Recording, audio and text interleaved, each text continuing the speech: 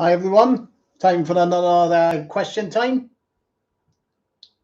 I hope you've all enjoyed the rash of videos that went up that are recorded down in Wembley. I'm down in Wembley, Boreham Wood, sorry. I think I've added about 6 or 7 videos on. I hope you all enjoyed them. I hope to be down there and recording maybe some more next month sometime. I don't know how many I'll be able to do then. Perhaps 2 or 3, which I'll add again onto the channel when I've done them, complete them, put them all into video format.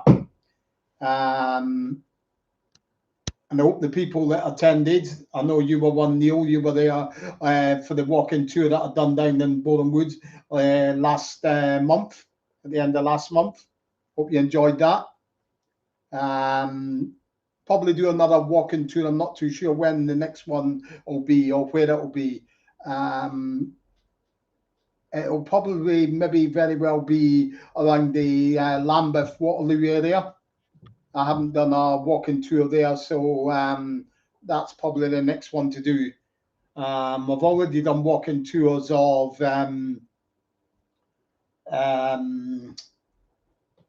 Wembley, Enfield,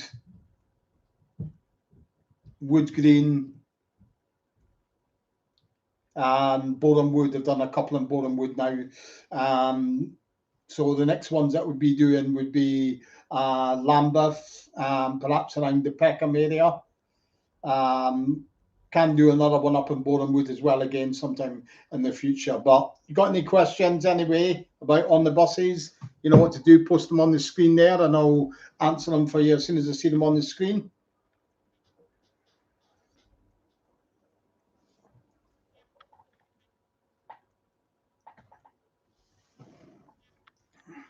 Yeah, I'm doing fine, Dave, doing fine. Yeah, probably be Neil. It'll probably be around Lambeth area, so it would sort of like take in the South Bank studios where Series 7 was filmed, and also a few of the locations that were seen in the Perfect Clippy and on the omnibuses.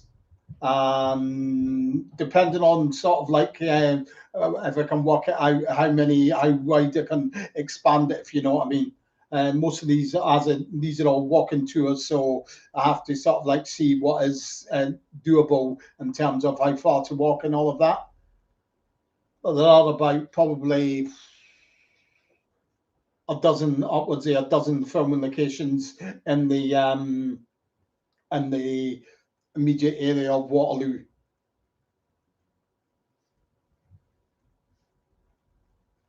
Peckham one, there's a little bit more of the Peckham ones. There's a few more in Peckham that to do, maybe around about 20 or something like that in the Peckham area.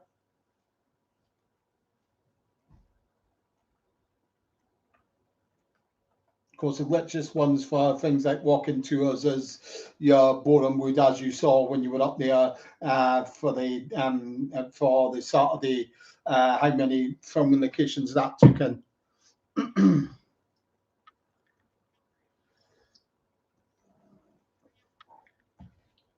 So keep these get the questions in. Anything to do with on the buses can be.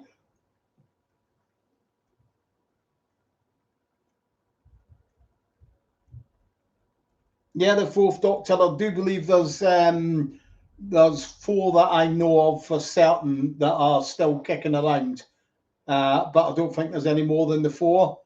The one that they use in the one that we use in they use in the films that Stan drives, the Bristol KSW, that does the rounds. That's been preserved, and I think the owner lives in Derbyshire or something. That does a lot of the rounds on the bus rallies. So that's one. The old antique bus that they're using on the omnibuses, that is still preserved. That does the rounds, tends to do rounds, the rounds around the transport museums up and down the country. The one of the buses from the TV series, that's the license plate. I think it's AEV 811F. I do believe that is in France somewhere. Sort of, I'm not sure if it's Lille in France. And I know that there's one, I do believe it might be another one from the films that's over in the USA somewhere, somewhere like California or someplace like that. But that's been converted into like our coffee mall, like a coffee shop. But that's the only 4 that do exist. Yeah, glad you like them, Dave. That's what I like to see. I like to hear that. Neil, it's doable, but it's a little bit more tricky because you're relying on a lot to the weather. I mean, as you said, there wasn't a startling turnout for the one in September that we just done there. So would the bad weather put up people coming to it? And that's the thing, you see. I mean, if you were to do it in, say, January, February time when it's bitterly cold, you might find that puts off a lot of people, especially if there's a couple of inches of snow on the ground. It makes it a little bit trickier to do.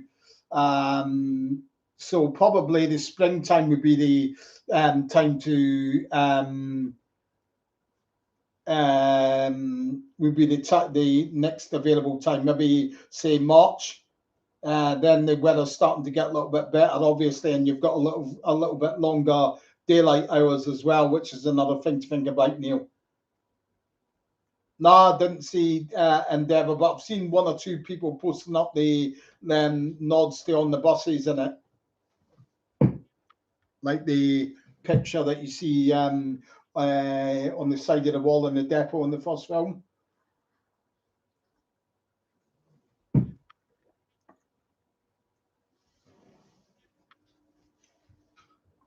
Well, you'll have a hard job finding a VHS player, Dave, I tell you, in this day and age. You look around, you might find one on eBay, though. You got all sorts being sold on eBay. Surprise you how readily available all sorts is on eBay.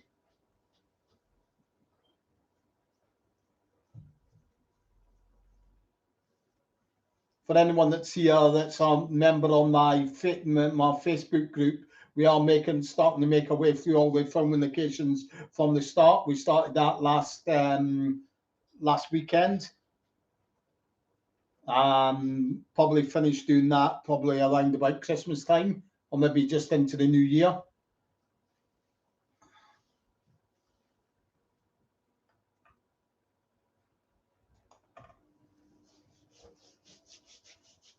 So if there's anything you want to know about on the buses, just ask them here, or anything to do with my books.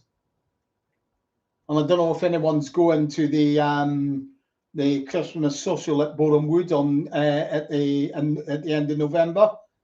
That's organised by a colleague of mine who helps me organise my On the Buses events. That's in Boreham Wood on I think it's Saturday the 20th of November.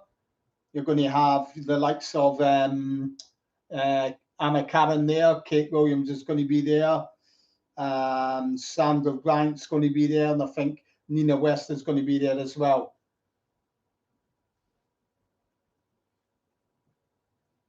I don't have the game, the On the Buses game.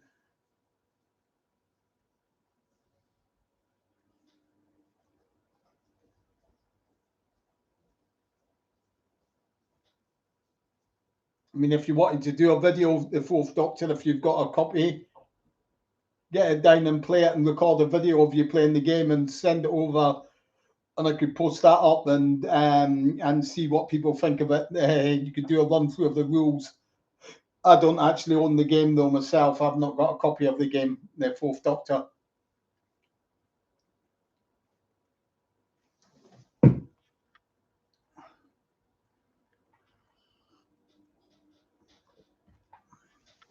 So get your questions in, anything to do with the cast crew of On the Buses. I know people were asking on my Facebook group the other day about, we're talking about the back On the Buses. It didn't happen. Obviously, the reason it didn't happen was that the funding fell through with it. Oh yeah, you'll find copies. As I say, go to eBay as well. You'll probably find our copies in there. I think the original game ones were done by Dennis Fisher. You may remember them. They used to do a lot of toys and games in the early 1970s. I'm pretty certain it was Dennis Fisher that made it. The back on the buses. I mean, I think as I pointed out on my Facebook group for you, those of you that are not a member there,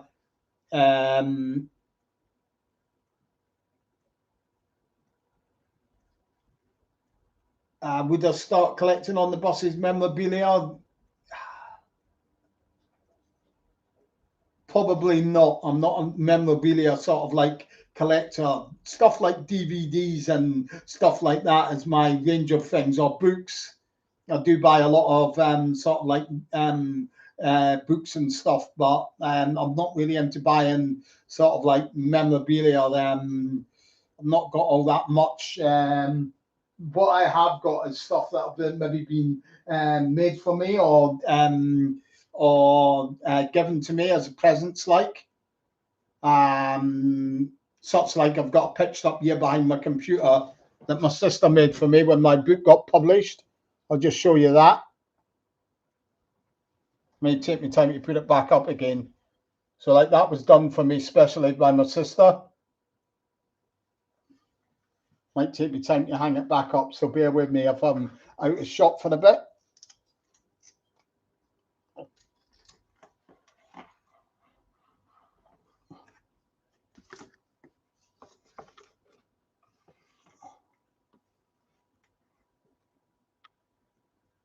Stuff like that I've got, and I've got similar sort of stuff like that. Like I've got a little plaque there with a bus up on it that was given to me as well. But so I don't actually go out of my way to buy and collect memorabilia as such, but I've got one or two stuff that was actually given to me. I did buy them. Yeah, I have got them up for sale on an eBay channel that I run. I've got about half a dozen T-shirts. This is one of them. There's another one with olive on it and all of that.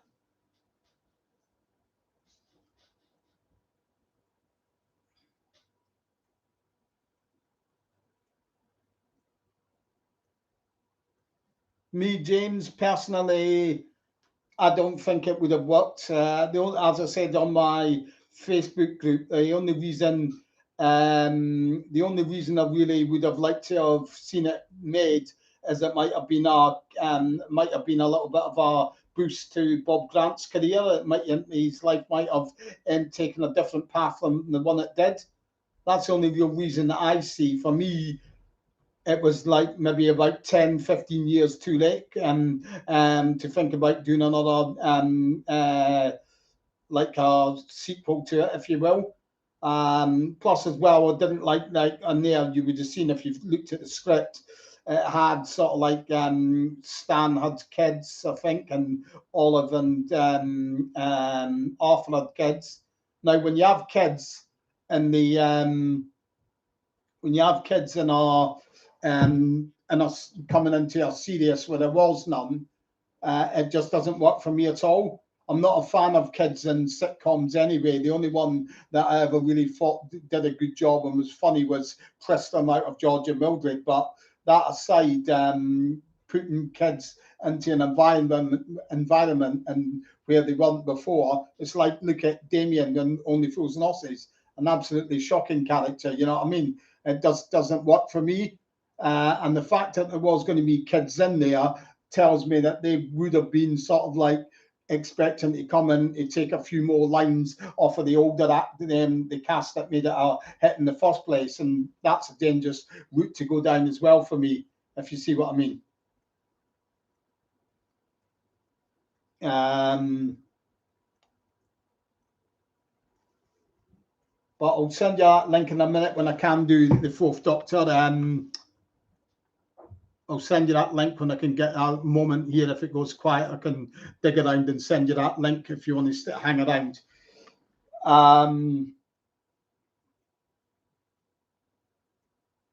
As to whether, I would imagine it would have had to have been set in Scotland. They might not have had it as being set in Scotland, but they would have had to have filmed in Scotland, most definitely, if you see what I mean.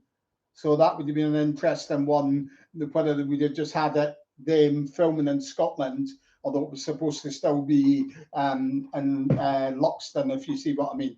I don't actually know what the setting of it was going to be.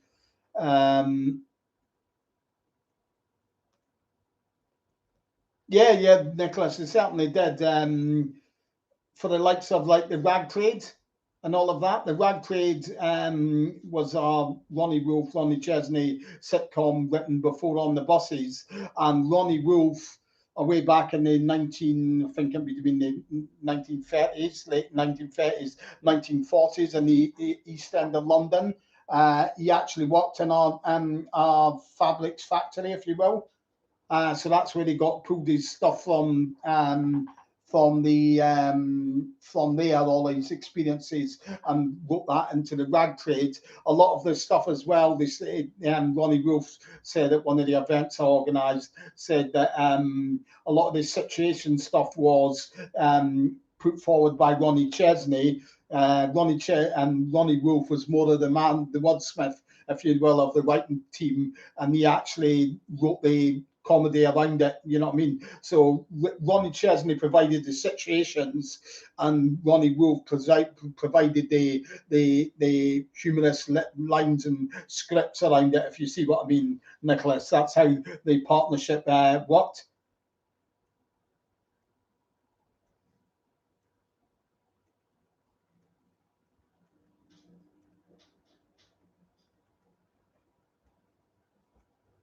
Now, the only ones that did the Fourth Doctor, the only one that was ever in the line to not be in the who was the role of Blakey, if you see what I mean. The role of Blakey, they originally offered the part to an actor called Dudley Foster, who was a big actor on around in the 1960s. But he never got back to the Ronnie Wolf and Ronnie Chesney about whether they would be interested or not. So presumably they took that as he wasn't interested, and the role went to Stephen Lewis. But he was only one. All the other ones were all sort of like hand picked out, if you see what I mean. Although Anna did have to audition for the part of Olive, if you see what I mean. But I don't think many went forward for that role. Obviously, if you would have seen the what information have given out for the sort of character they were looking for Olive, it would have put off a lot of actresses because it was a really dumbed down and sort of like not a very glamorous role to go for, if you see what I mean. No, I never saw that, James. It sticks out half a mile. I wasn't, to be honest, I wasn't a big fan of Dad's Army. It never really grabbed me as something that it wasn't a bad sitcom, certainly not better than what there is kicking around today, but it wasn't one of those that I have a desire to run out and get the box set or anything like that, if you see what I mean. It was a bit, how can I put it, without offended Dad's Army fans? A bit bland, I suppose you could say, for me. Might be a bit unfair using the word bland, but I don't know what other word to use for it, but it just didn't really grab me. Do you see what I mean, James?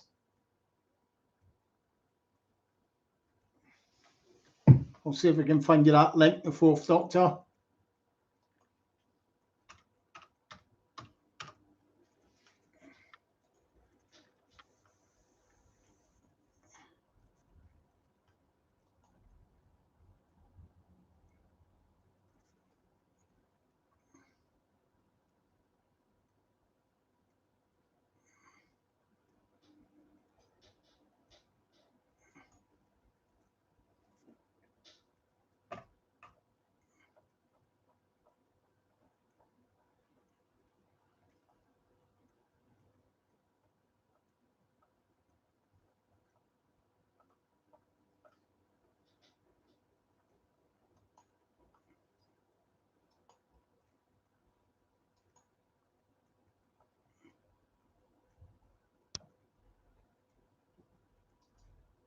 Just keep your questions coming in. I'm just trying to see if we can dig out this link for you, the Fourth Doctor.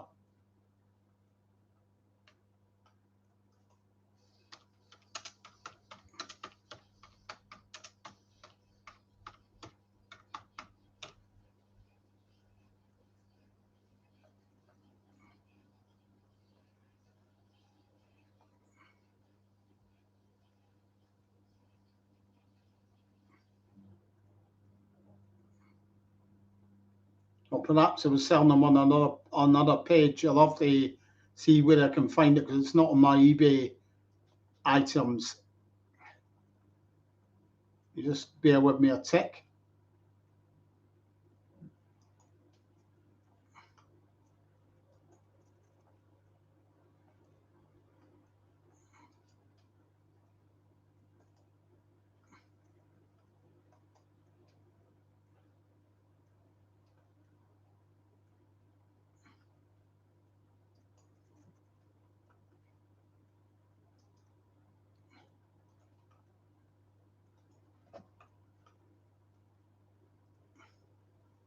Yeah, I've got the rag trade on there as well,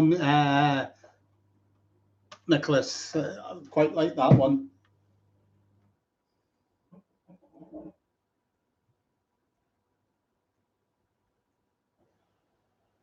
The rights to, it depends what you're calling about the rights to the Fourth Doctor. If you're talking about sort of like the scripts and everything like that, then they're owned by the estates of Ronnie Wolf, the late Ronnie Wolf, and the late Ronnie Chesney. If you're talking about the rights to the On the Buses TV series and films, the films are owned by Studio Canal, and the TV series, the rights to that are held by, at the moment, Network DVD. But I think the overriding is still owned by ITV, if you see what I mean. So that's where the rights are all sort of like owned out by, if you see what I mean, Nicholas. There, you'll see on the screen there, the Fourth Doctor. That's a link to where I've got them selling the T-shirts.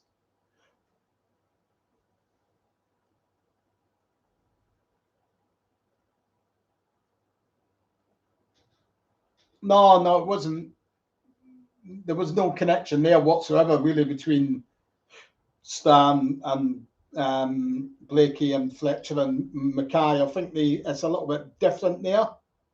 The sort of dynamics. I mean, I love Porridge. Porridge is a total classic, really brilliant. Shame that they never actually made more of Porridge, if you know what I mean.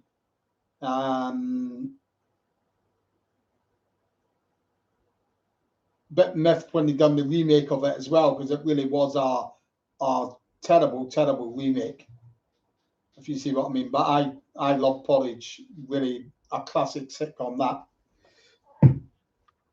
I don't think, as I say, I don't see the similarities between the relationship between Stan and Blakey and Fletcher and Mackay. It was slightly different dynamics there. It was all conflict, though, if that's what you mean. It was sort of like On the Buses was conflict driven, as we've said before. You had the conflict at home between Arthur and Olive and Stan and Arthur. So you always had that conflict element there. And at the depot, it was between the workforce and the management, like Blakey and the busmen. So it was a very conflict driven sitcom. And Porridge used that as well, because it was sort of like the what do you call it, the prisoners against the screws, as they were called, and all of that, if you know what I mean. And the top of the pile was Fletcher against Mackay. So it was a very similar in terms of it. They were both conflict driven, but I don't think the characters were really quite different. Stan was a bit of a, let's say, how can I put it, not a sort of mummy's boy, if you see what I mean. Sort of, he pandered to his mum and all of that, and whereas Fletcher was more a man of the world, you know what I mean, a bit more like Blake, a bit more like Jack's character. He knew his way around and everything like that, but very canny, if you see what I mean.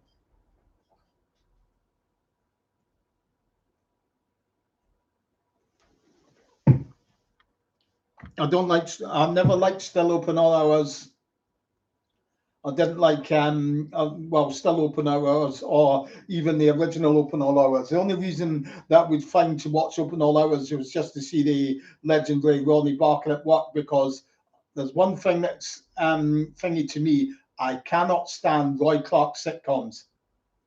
They're very one-dimensional in terms of the humour. He always rehashes gags. If you look at the rehashed gags that run through his sitcoms, you see them, they stand out. And Open All Hours, it was Tildor that came springing open, if you know what I mean, and other sort of gags that ran throughout. There was the barking dog and keeping up appearances, or there was a postman that was Bucket and all of that. It was just a gag that he used over and over and over again, just like they used similar gags and over again. And Last of the Summer Wine, you know what I mean? It got very just. It was almost like it was the only ways he knew how to get jokes, if you see what I mean. I just didn't like Roy Clark sitcoms.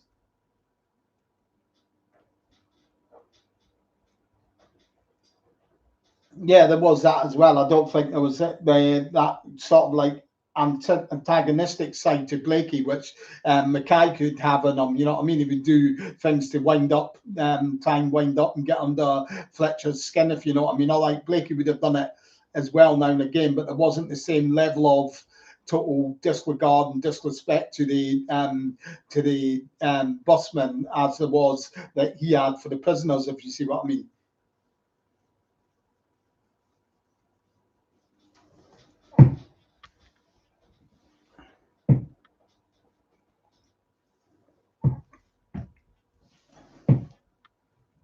So keep your on the boss's questions coming in.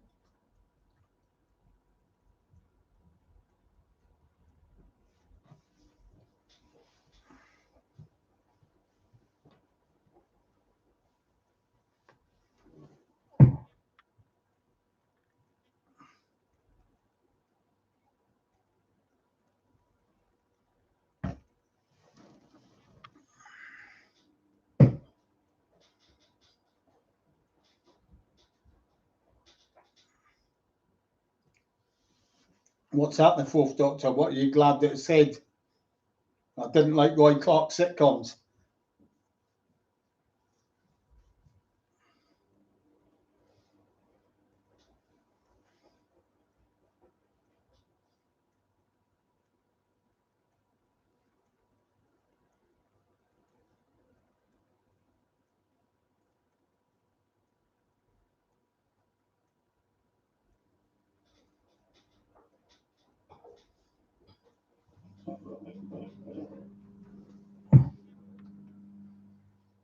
So keep your questions coming in.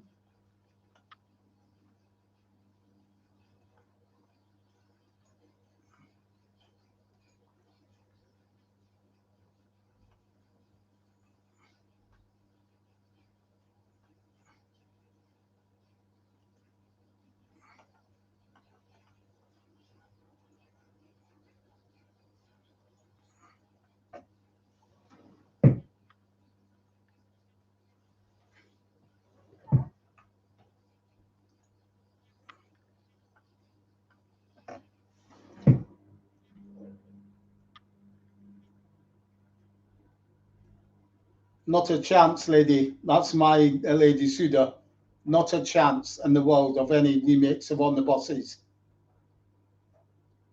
I would, if you could answer me, Lady Suda, think about any remakes that you've seen of anything. It can be TV, it can be films, any remakes that are actually any patch on the original. And you won't be able to think of one, I tell you. Remakes are totally pointless, in my opinion. Absolutely pointless. The originals got where they were for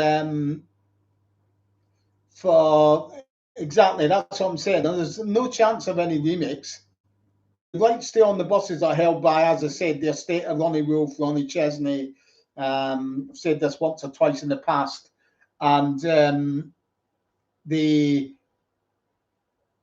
they knew through Ronnie Wolf and Ronnie Chesney from our events that I organised. They said countless times when they were asked about On the Buses and its success, and they put it down 100% down to the cast and all of that. Without the cast, it would have been nothing.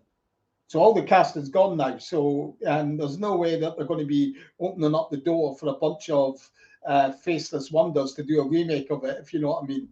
Why would they, when they knew how the writers themselves, the creators of On the Buses, felt about what was the core of the success of On the Buses, which was the cast that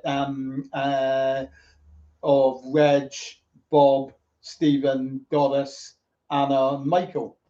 There's absolutely no point of even thinking about such a thing as a remake. In any case, anyway, hi Steve. In any case, anyway, and On the Buses' instance, how are you going to do a remake of On the Buses? You don't have inspectors on buses anymore. You don't have conductors on buses anymore. So you're killing off Blakey and Jack's characters straight away. And the buses are all fitted with these tracking devices. So how can you have any skives about buses running late? That's not going to be a part of thing to have a joke about anymore. So it's totally pointless on that front as well. Yeah, I don't know.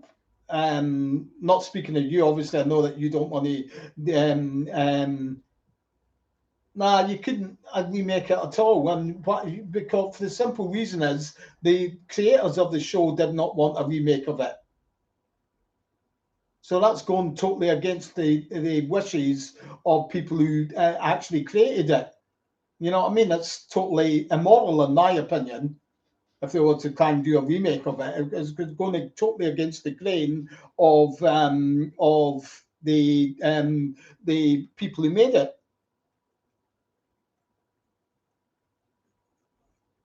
How are you, Steve? Hope you're well.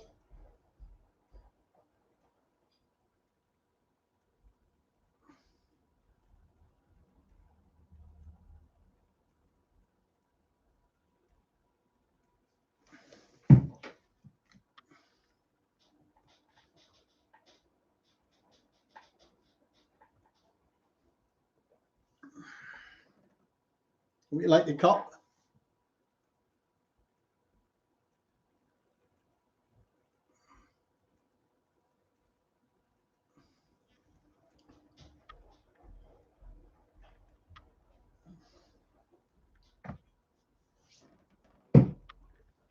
So any more questions on the buses? Post them up and I'll answer them for you as soon as I see them on the screen. Anything to do with filming locations or the cast and crew, the films or the episodes, the production side of things, anything like that, then ask away and I'll answer for you.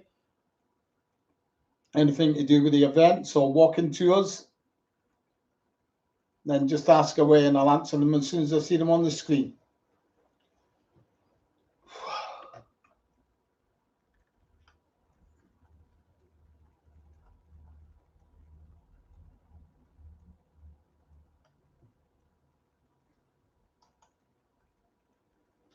Me, what it appeals to me about the programme?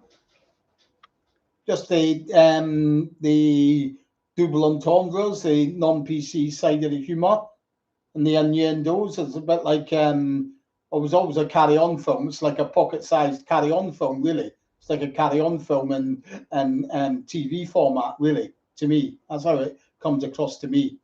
I was a big fan of the carry-on fans of films. Sorry, still am, and so it's natural to be a fan of On the Buses. As soon as I saw it, enjoyed it.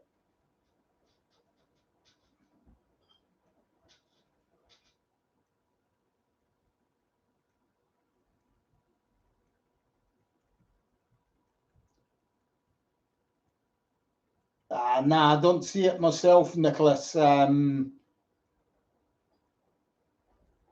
just don't see it.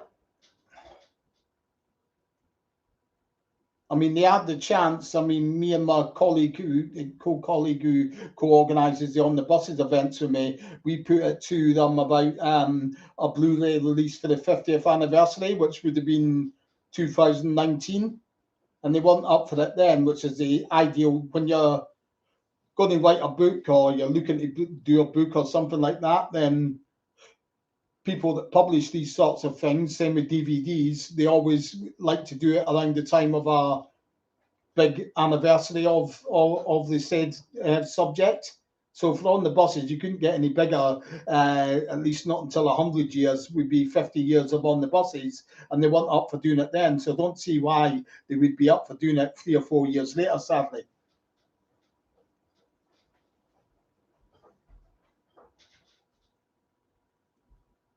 I mean, if they can make money by selling out the rights to other companies to do it in Australia and sell, and they get them bits of money back from that without any expense from themselves, then that's great for them. You know what I mean? They don't have to spend any money out on releasing them themselves, if you see what I mean.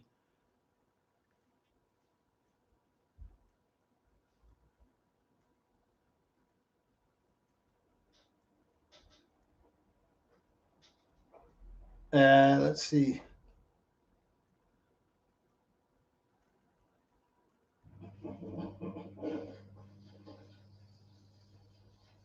I would have preferred myself, James. I would have preferred to see somebody like Bob. I would have rather talked about seeing Bob in one of the sitcoms like that, or Michael Robbins in bigger roles. If you see what I mean, I think they were, to me, they were funnier characters,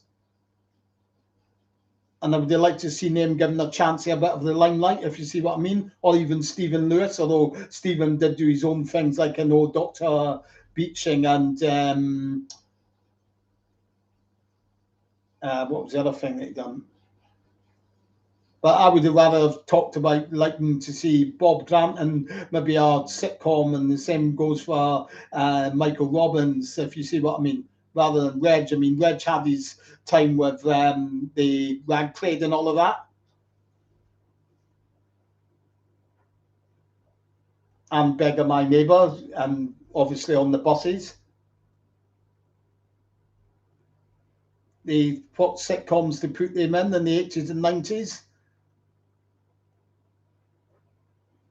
The 80s and 90s, especially in the 90s, and that was the downward spiral for me for sitcoms, and then into something like the 1990s. They might have done well in something like Goodnight Sweetheart, I think, might have fitted in well as well, and that sort of thing. I think that's where they would have really maybe have been really good in.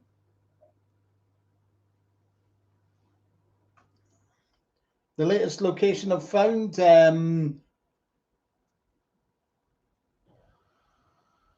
it's probably the ones in on the omnibuses. There's a few rural ones and on the omnibuses that got found a few months back, got unearthed from on the omnibuses. Like when mum's at the roadside and she's waiting on the bus to come along. And the same with like in that episode, you see the nanny is walking with a pram and the bus starts chasing her down a country lane. Those ones have all been found, but that was a few months back. Now there's only like about 20 or so that haven't been found, Martin. Their locations I've still got to get to photograph, because it's a fair way away. It's a bit of a pain to get to those locations, because they're right out in the countryside in East Sussex. Nearest town to them is Haywards Heath.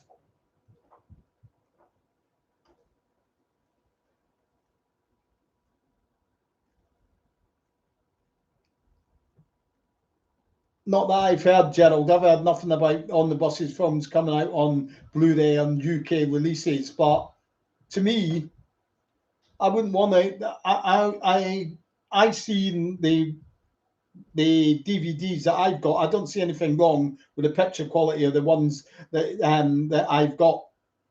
If they're going to bring them out, I would sooner see them bring them out with a lot of extras on them, be it whether it's interviews with Anna or other cast members that they can throw in there, or even better than actual commentaries from the films. That would be great. That's the sort of thing that they should be aiming for, not just bog standard releases of the films, just to say, oh, it's a little bit better quality picture. Because for me, you don't get that quality unless you've got a real true quality TV set to watch it on, which a lot of people don't have. So the DVDs that I watch, they're perfectly good quality for me. I would even sooner just see another DVD release with lots and lots of extras on it, while you've still got the chance to get people that could do commentaries on them, if you see what I mean, Gerald. That's a key thing. I mean, I've got the Carry On films, and it's got some really interesting commentaries on there for people like Jim Dale and Angela Douglas and things like that. Really good to listen to. I think there's still the opportunity there to get that with on the buses, but time's running out fast, if you see what I mean.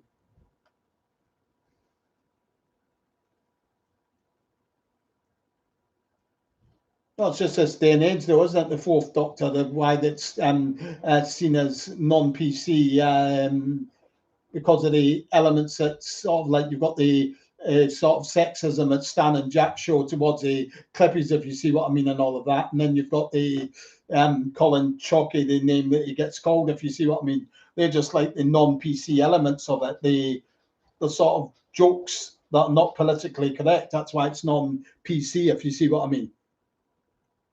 Nothing sort of like really bloody harmless that they say in it. You see what I mean? Nothing heartbreakingly terrible that they say in it or anything. They don't swear or anything like that, but it's just seen as nowadays non-PC humour, if you see what I mean.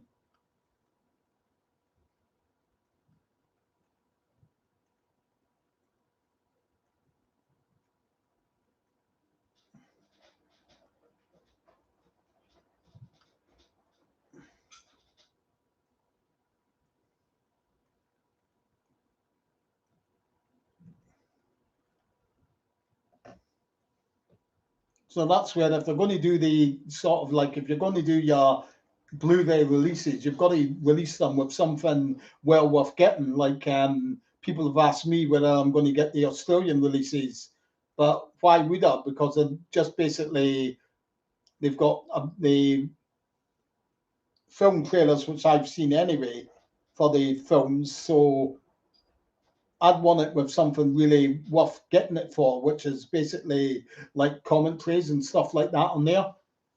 I mean, the pictures that they say, I think the Australian release is going to have like a photo gallery. It's probably something very similar to what the Carry On films have got on them, and those sorts of photos. Well, I bought a load of the photos anyway. For I got sent through by Studio Canal for my when I was working on my book, and I bought rights to photos and all of that.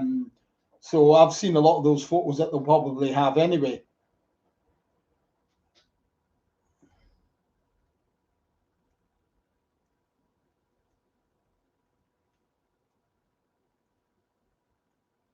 No, I wouldn't be able to do that one because you do sometimes, fat lad, you do sometimes get people who like their houses kept private, if you see what I mean. So I wouldn't sort of like want to presume and go up there and start recording a video, you know what I mean, when you know that the woman in question in the house is a little bit sort of, how should we put it, very guarding of our own privacy, if you see what I mean. So I wouldn't presume to go up there and start recording a video outside their house, if you see what I mean. But where Stan gets stuck under the bed anyway, that wouldn't be at that location because that scene is actually filmed back at the studios, at Elstree Studios, when Stan's stuck under the bed.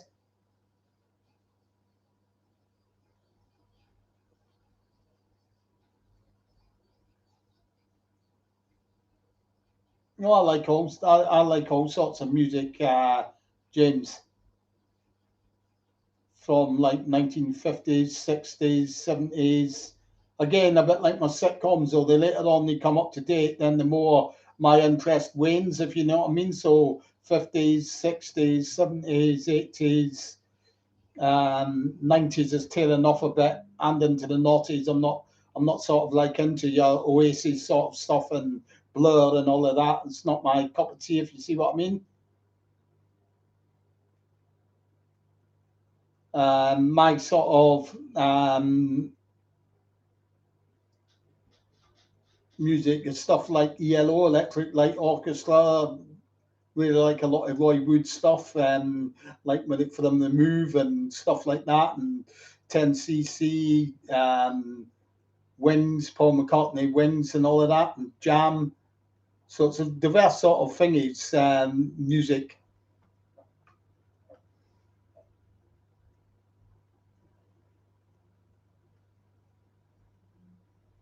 Nah, the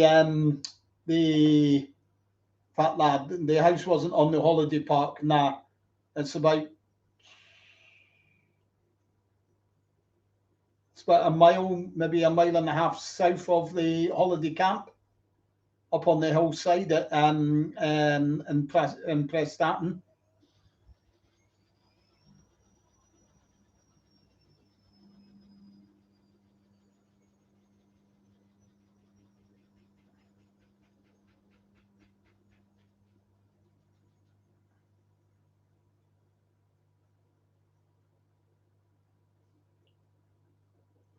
Best source for finding locations. Now, how I went about finding locations.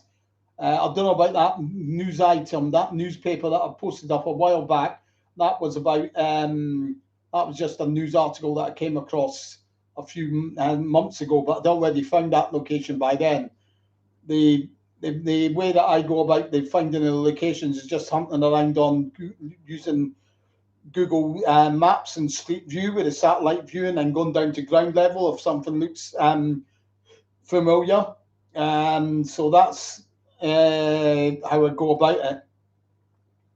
The more you look around more areas, the more you get to know what areas look like, what the houses are, what the houses are like in terms of structure wise. Like your Wembley ones and the housing estate they found in Wembley had like the old mock like Georgian look with the black beams and the white painted, so they looked sort of like almost like mock Georgian fronts on them of the fronts of the houses.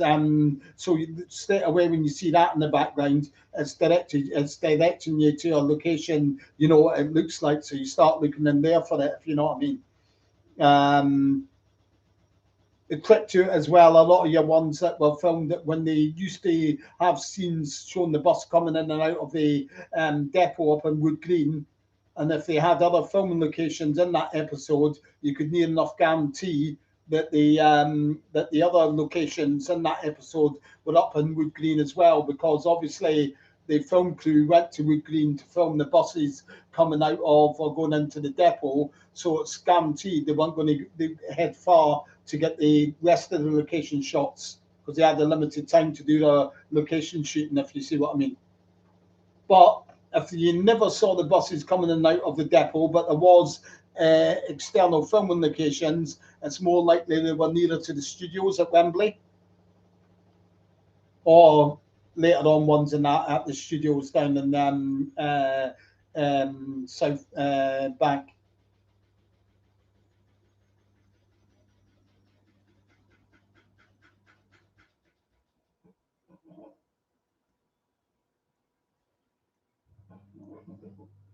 Well, they just wanted their own identity stamped on it, basically.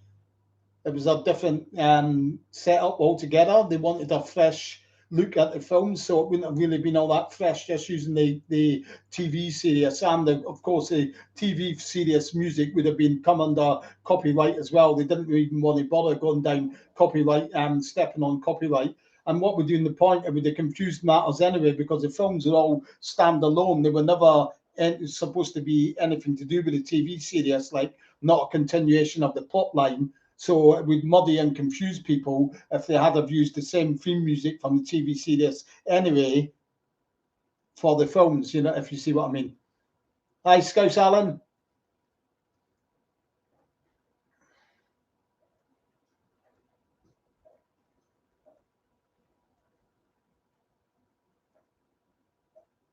No, that was it depends which one you mean. If you mean the actual diversion sign, the actual diversion sign was out on Rowley Lane, which is east end on the outskirts of the east of Boreham Wood. It's more located on the comes under the jurisdiction of Barnet actually, but it's only maybe about 200 meters outside of Boreham Wood. That's where the diversion sign is. But when the bus actually goes onto the motorway, it's at the south. I think it's the Elstree Hill turn off on the M1. So I'll just get you the junction number where it is now, because I don't know off the top of my head, obviously. But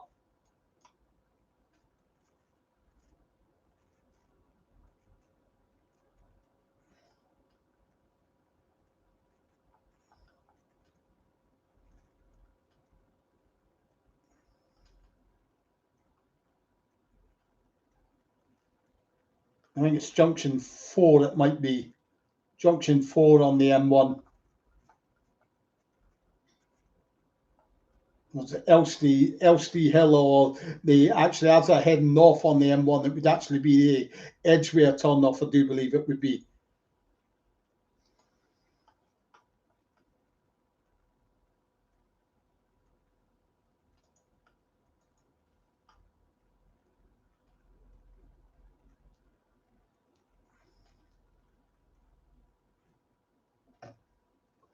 Yeah, cheers, Alan. I got the email. Yeah, it's all right. Just whenever you're well, then just send it down. Or up, sorry.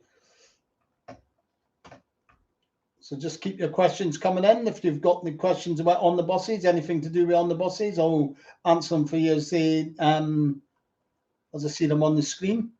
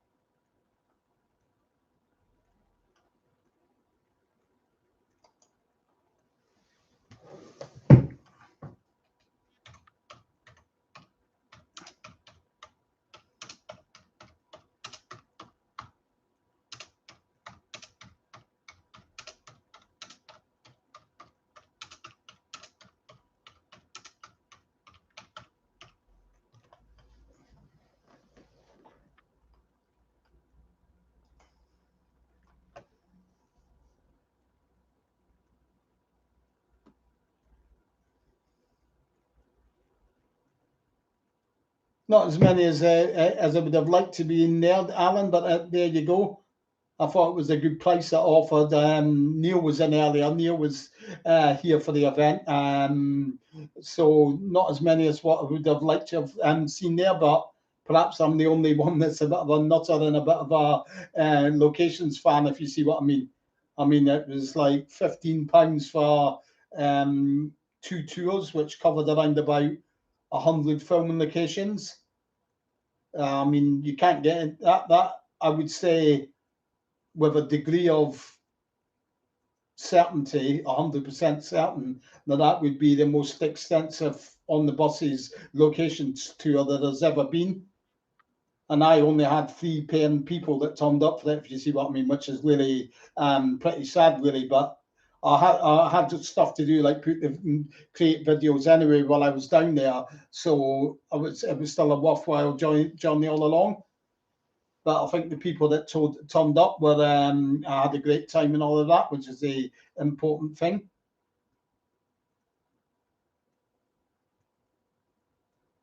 Cheers, the Fourth Doctor. Yeah, fat lad she was. That was Jean Varney. Yeah, that's correct, Gerald. Yeah, Terry Duggan. He was in about, I don't know, I think it was 6 or 7 episodes, Terry Duggan was. And in the spin-off film where he created the diversion signs, obviously.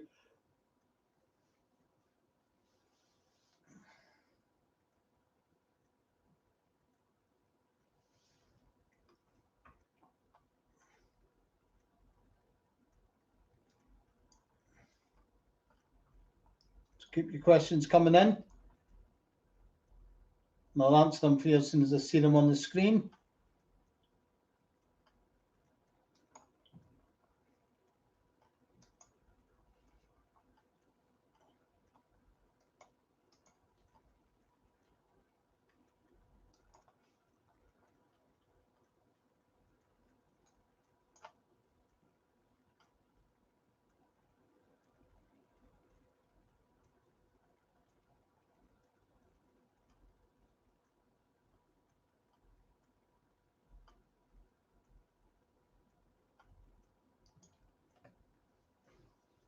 I've seen bits and clips of it as well, James. But what you've got to understand, and I think I've said this before, Lots of Luck was made to cater for the American audience. It was never meant to be like British non-PC humor, because that's not what the Americans go for. So when American channels buy the rights to our British series and they want to remake it over in the States, they don't say, right, or they're not told you've got to have British non-PC humor, because that's not how it works. The film and TV industry have got to cater for who they're making the shows for. So they couldn't have the same humour that was used in On the Buses and use it in the States and expect it to be a big hit, because that sort of comedy was never really got over there. I mean, look at a great example for you is Morecambe and Wise. They absolutely flopped when they tried to make it in the States. They hardly raised a laugh at all when they went on the TV channels over there. They didn't. The American branch of humour just didn't get it. So Lots of Luck. If you watch it, you might think you might have read it was terrible, but who is telling you it was terrible? Was that British people who watched it expecting it to be like On the Buses? If so, they're bound to think it was terrible. You might get American people who don't get British humour who watched On the Buses and thought it was terrible because they didn't get the humour. That's the way TV is. It's a very diverse. There's lots of different interests. American humour is far different from the British humour, if you see what I mean. So I'm not on the. I can't really tell you whether I think it was terrible. The more important thing would be to ask American people what they thought of Lots of Luck, because that was who it was made for, if you see what I mean.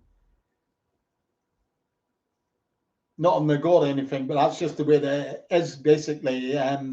Lots of Luck was made for the American audience, so it would be the American audience who'd have to tell you if it was terrible or not. I've not seen enough of it to judge it, but I know that it certainly isn't the On the Buses that we know of, if you see what I mean.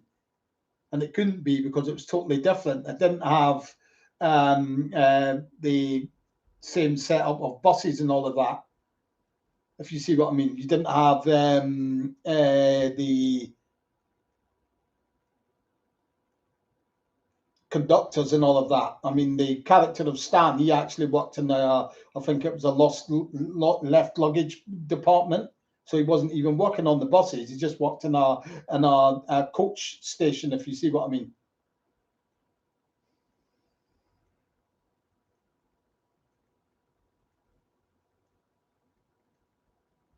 Yeah, I said earlier, Fat Lad, that there's 4 buses that survived that got, well, there's actually 3, I would say, that have been restored and 1 that's been converted, if you see what I mean. So I'll say again quickly for those that have just joined, the 4 that are,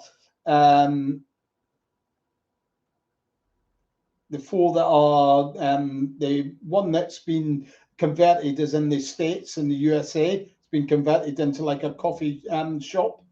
There's one that's down in France that was license plated AEV 811F. I think it's in Lille in France. That's been restored. There was one from the spin-off films, Bristol KSW, that's been restored and preserved in the UK. Somebody in Derbyshire, I do believe it might be. And the actual bus that you see on the omnibuses, that one has been preserved, and it's in our it does start like rounds around the transport museums. Yeah, Charles. Well, that isn't my event. I'm not the. I'll be there comparing it. So it's not me you want to thank for getting the guest list together and all that. I'll be there comparing and helping out and all of that. But that's not my. That's not my event. If you see what I mean.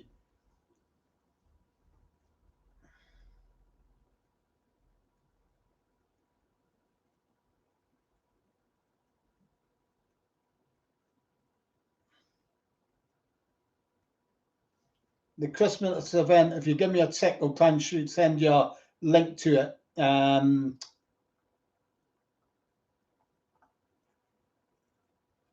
If you just bear with me a tick and I'll send you a link, Scouse Alan.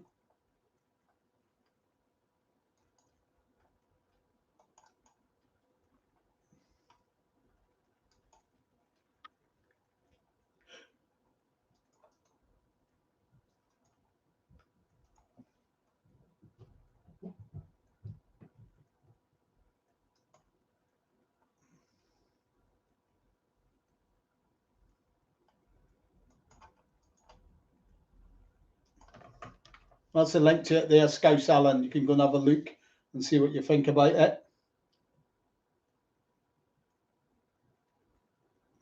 As I say, I'll just be like they are comparing and such like when I'm doing a Q&A as well on there live. You can ask me stuff and things. But I'm not actually the one behind getting that guest list there for you, if you see what I mean.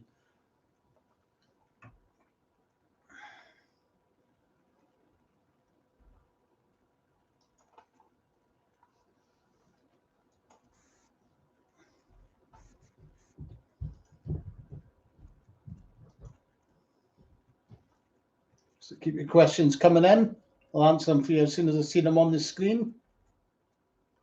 Just remember, if you're enjoying this here and you're not an actual member, click on subscribe as well down at the bottom of the screen there, and you'll get notifications as soon as I post up any new videos and such like. Best way to keep in touch with all the new material that's ending up here. And you'll also get notifications when I'm doing a live video like this tonight.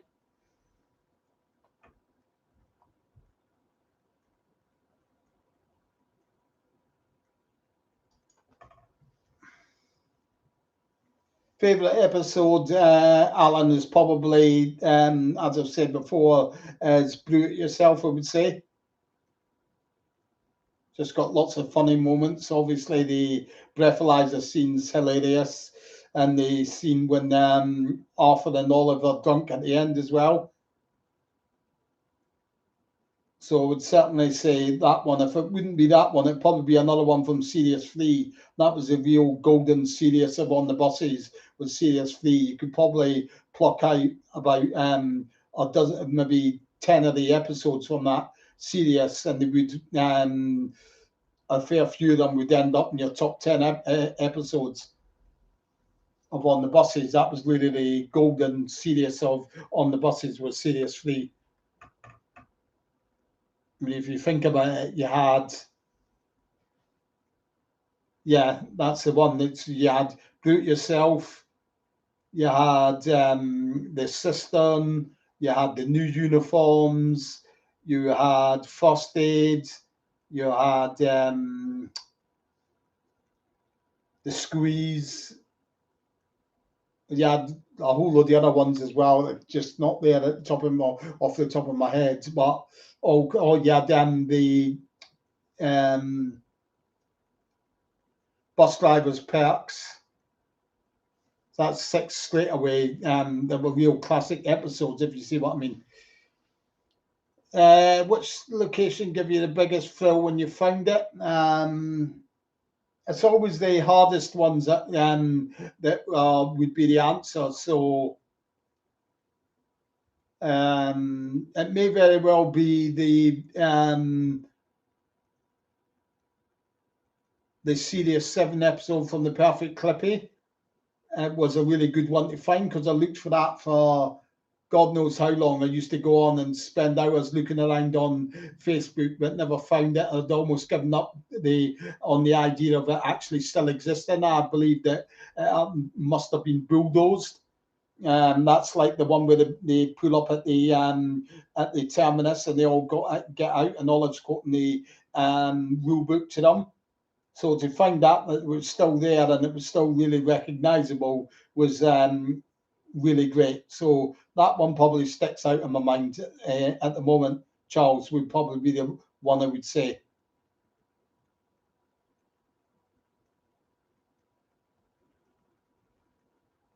Yeah, that's what I mean, James. They were all like a whole string of that's another one I forgot, for radio control. And on top of that, you had the busman's the new uniforms. You had busman's perks, do it yourself. So there you see the cistern. You also had the squeeze. So there you go, and add that to all your ones there, and that's about your 10, as I was saying, that were really would end up in a lot of people's top 10 all time on the buses episodes, really.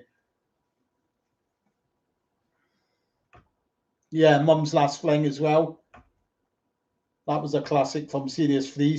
So you get the gist there. There's no doubt about it in my mind. If you're talking about your best series of On the Buses, hands down, was Series 3 without a shadow of doubt. Most underrated series, I would say, for me, would perhaps be Series 2. I thought that was a very strong series as well, like Family Flu, and also they used Combinations, a great episode, and Bon Voyage. So they've got a fair few in the Series 2 that are really great episodes.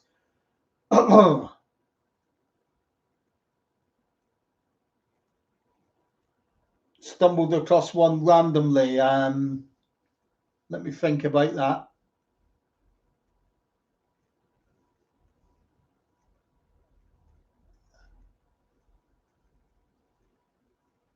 You can't stumble across a lot randomly, really. That's how you manage to find a lot of them. If you're being honest, I mean, you can just go and start looking around an area on Google Maps and then say, that looks familiar, and then you find it. So that's sort of like random in its own rights, really. I mean, a lot of it is down to getting lucky at a given time, if you know what I mean, and just choosing the right area to look in at the right time. So a lot of them can be random finds, if you know what I mean.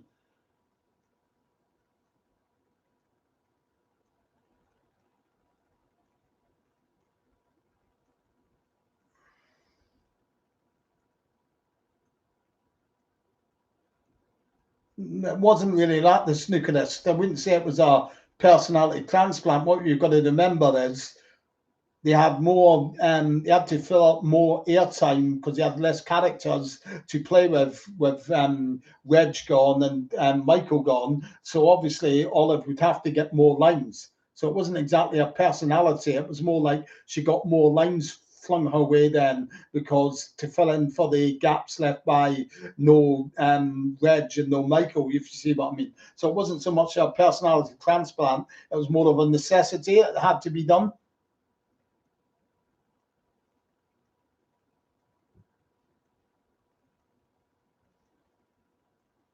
Oh yeah, most definitely they would have done it all in one day, if you see what I mean. Definitely all in one day. But the actual bedroom scenes in Turnaround Betty's, they would have been done back at the studios. I know that for a fact because if you look at it, if you watch that scene again, there's a part when you see a view out of the window and what there is across the road at of Turnaround Betty's house. It shows in the episode that there's a normal sort of like two-story house opposite, but that's not the case at that location in real life. It's a single-story bungalow with a pointed pyramidal type roof on it. So that's how I know for a fact that they did not film that bedroom scene up at Turner in that actual bedroom. If you see what I mean. Plus, there's the space limitations that you have with that, because if you think about it, filming that scene, it looks like they're the only one in the room, but it would have had to have a cameraman in there, sound man in there, director in there, clapperboard man in there, lighting man in there. It's not possible, and all the equipment as well.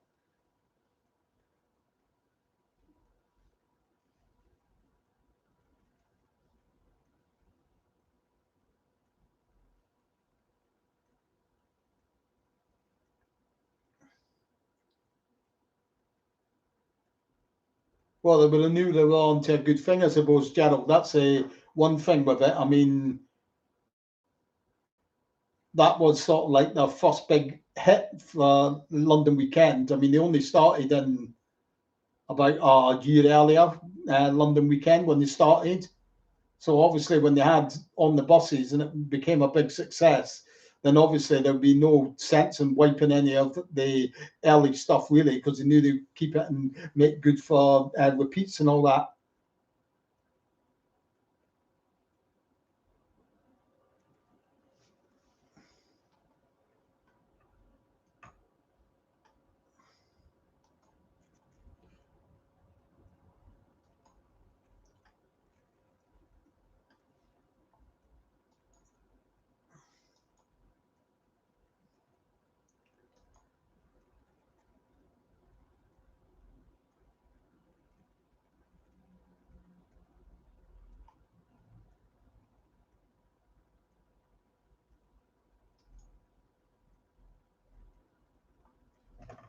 So keep your questions coming in. You got any more questions?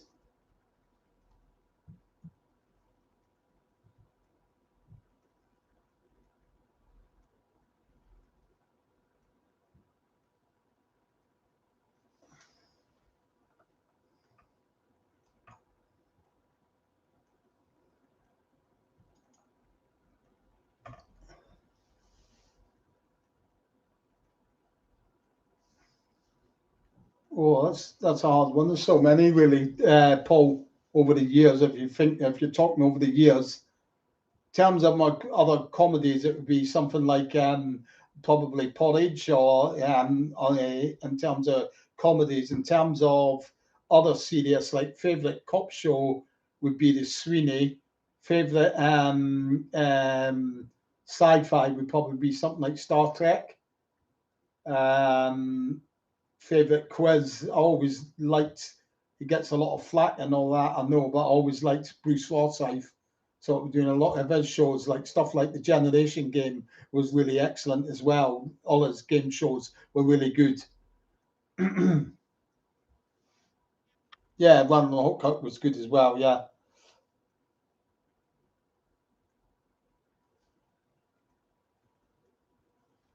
yeah, I do believe that's on YouTube as well somewhere, James. It's well worth a watch.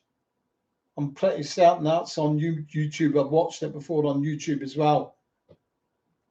I think that's when there's that when Michael Robbins comes in with a bottle of champagne or something like that.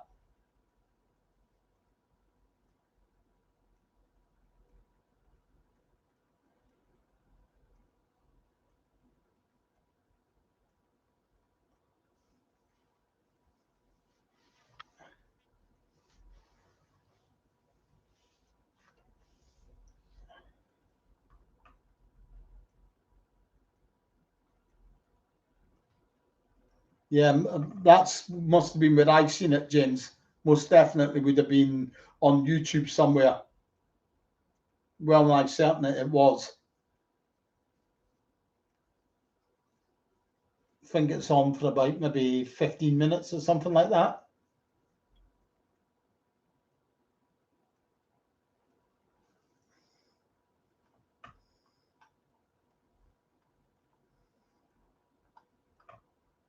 So keep your questions coming in. Any more questions about on the buses, the cast, the crew, or anything to do with the TV series or films, or anything to do with my books as well? Just ask away, or anything to do with the events organised or the walk-in tours. Just feel free to ask, and I'll answer them for you.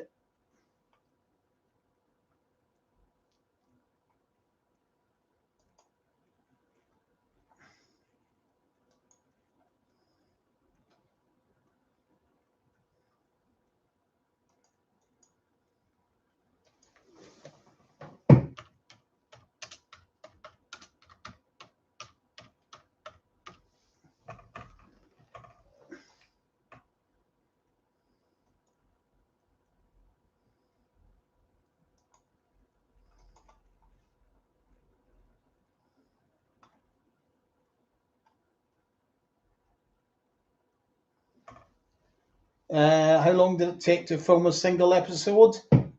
Um,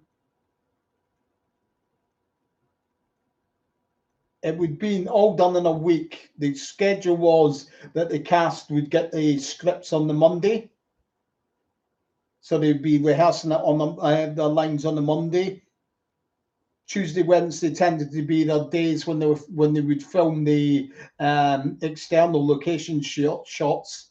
The Thursday, Friday, they would be rehearsing the rest of the lines. Again, they would go down to, there's a big tower block at Stonebridge, which is about a mile southwest of the studios where the studios were at Wembley. They would rehearse them on the Friday during the day, and then at night time they would record it for it to go out, if you see what I mean. So it would all be done within the space of about 5-6 days, if you see what I mean, per episode.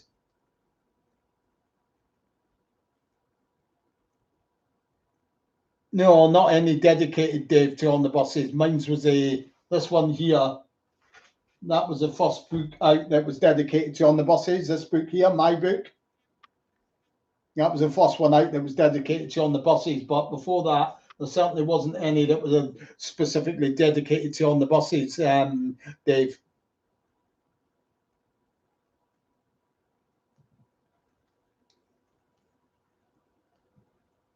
He left because he was Tex Fisher's book came out after mine's, Gerald.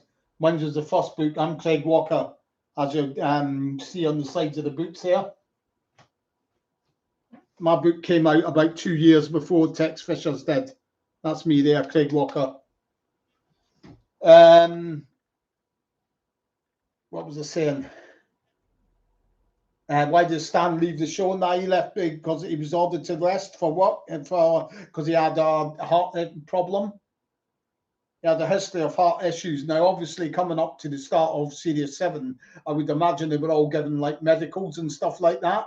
Red's probably had his own system or whatever when he went to see his own doctor every time before the series came along. Obviously, the doctors then would have warned him and said, you need to rest. You've been working flat out on this, because he had done. He did a heart attack, a big heart attack in 1966, late 66. And then after that, from 1968 onwards, 67, 68 onwards, he was working flat out for a good 6 years. So the doctors, by the time the start of Series 7 came along, they told him he had to rest or they'd risk having a fatal heart attack. So he had the two options on the table. One was to do all of Series 7 and take his rest after that, which meant missing holiday on the buses. Or the other option was to do half of Series 7, then take a rest out for the rest of it, and then that would be his rest, and he'd be able to come back and do holiday on the buses, which is what he chose, if you see what I mean. Gerald, they're all on, my books are all on Amazon. You've got 4 books to go for. If you're interested in them, this one's in a slightly different cover on Amazon, still the same name, On the Buses, A Complete Story. That's in a green paperback now, only available. This is the old print of it, if you see what I mean. Or failing that, you can go for an A to Z of On the Buses. That was written by me as well. Or you've got an On the Buses quiz book that I wrote. I haven't got a copy of that, so I can't show you what that's like. Or you've got my On the Buses, The Film Locations book. They're all on Amazon.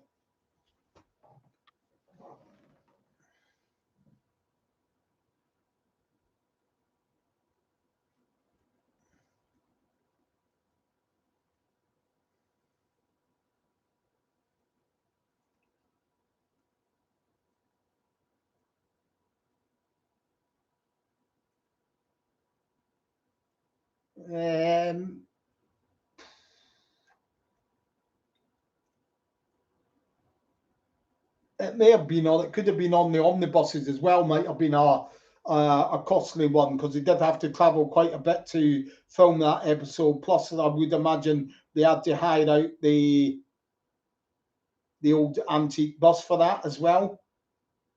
Whereas the one that was, the bus ended up in flames, they wouldn't have had to pay anything for the bus ending up in flames, because basically it was going to be scrapped anyway.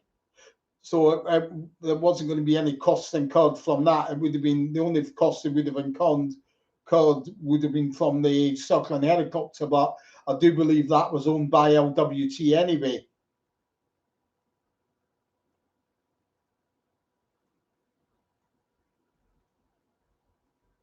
No, it wasn't Bill Reynolds. It was you're thinking of Rudolph Walker. Sorry, if that's who you mean, British Hawk. He just wasn't penned in for all the sevens. They only had the mainstay cast were the only ones with the recurring characters in it, which was Stan, Jack, Blakey, Arthur, Olive, and Doris. Mum, sorry. So they were the only ones that were recurring characters that were down to be recurring characters in it. All the rest of them were all just in for the short haul of one episode. You might have had one or two that were in for longer ones that were like your background artists, like your Iris Fry, who played Maisie, who was in all 7 CDS, and Rudolph and Glenn Whitser, who was in 6 of the CDS.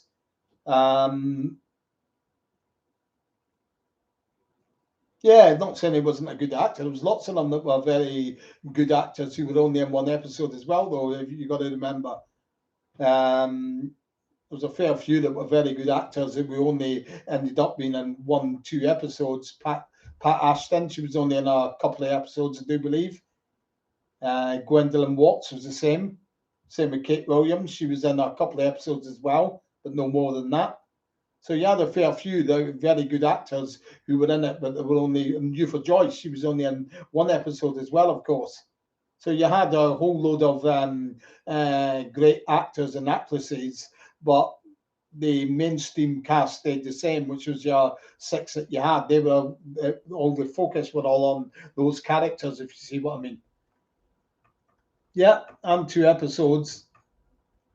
She'll be at our Christmas event, of course.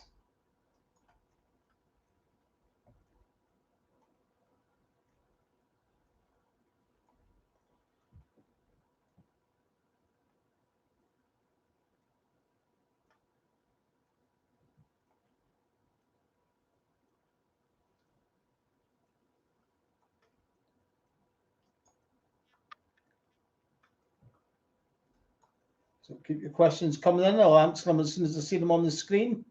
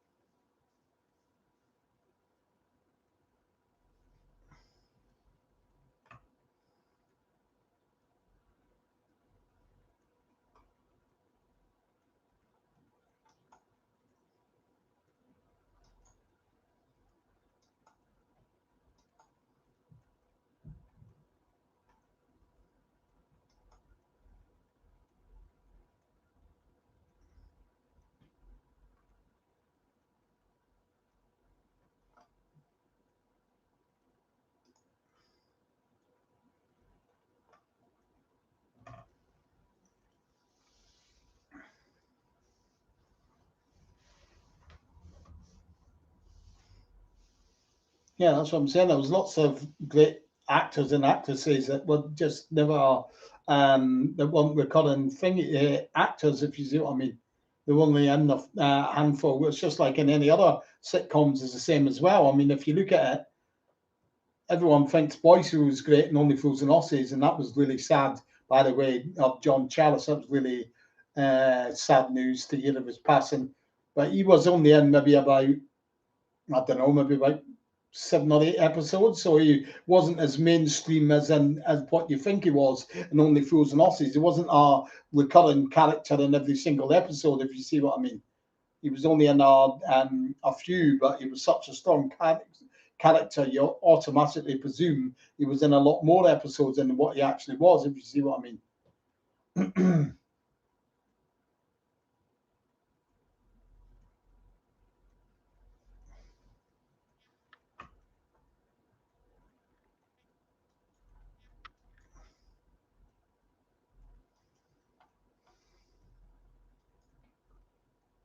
So keep your questions coming in. I'll answer them for you as soon as I see them on the screen. Anything to do with on the buses, filming locations, the cast, the crew, um, the buses, or my books, or anything to do with the events organised, or even the merchandise I sell?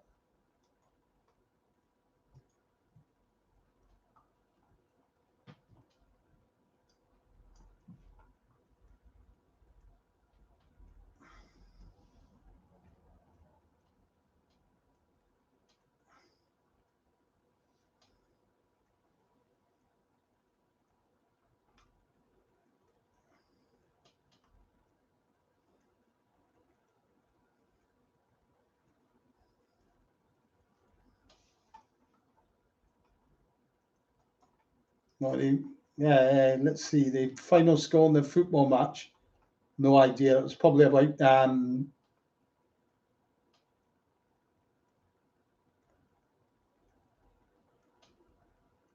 think it was 5-0 or something like that. I'm not exactly sure. I mean, they had so much cheating going on there. Like poor old Chalky, we played good Jules Walter pinning them down on the goal line with all those goals getting scored. But obviously, they weren't legitimate goals, obviously. But they were counting up all the goals going in. That was a funny scene as well. That was Jules Walter. A little bit odd fact as well, as he went on to be in.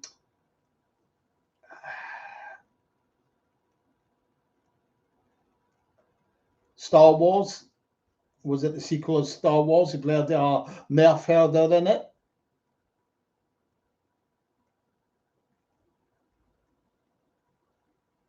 It's quite funny, really, because you had Jules Walters, who went on to be in Star Wars, and then another sort of like really sort of like went on to be a cult film, another sci-fi film, was Glenn Whitter, who played Chalky before Jules Walter, and he actually went on to be in Flash Gordon film with the Queen soundtrack and all of that. This was quite interesting.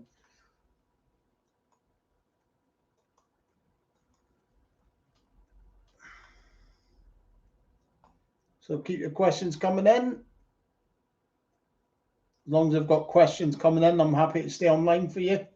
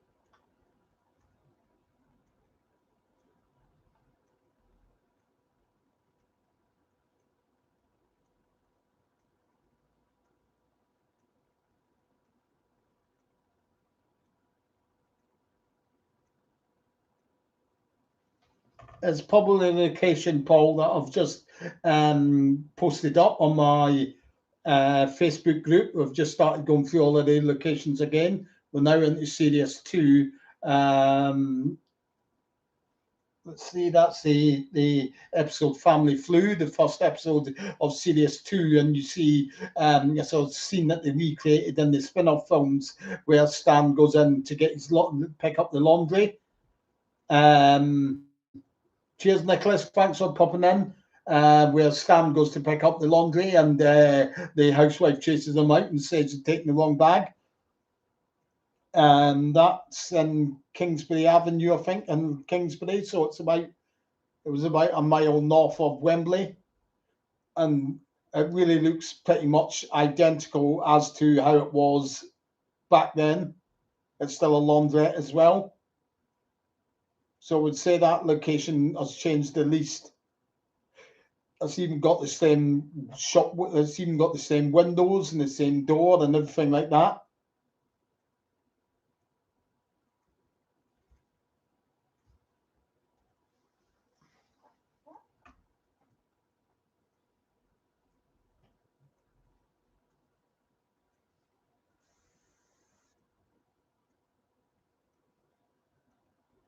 No, I don't know when that will be. Can't say for sure about the next one in Boreham Wood. Obviously, I just done one there, and there wasn't all that great of a deal of interest in it. Only 3 people turned up for it, so you know your enthusiasm for doing such things. I mean, it's costing me money to travel down there and organise these events, and when they're not very well attended, it doesn't really sort of like fill you with enthusiasm for doing more such things. Obviously, there will be another one, but it won't be any time within the next before the end of the year anyway. So there's another one that might be sometime next year probably. And obviously, if there isn't on the buses event they're organised, there will be some form of a locations tour involved, incorporated into our 2022 on the buses event in Boreham Wood, which I've been organising since 2009 or 2008, sorry.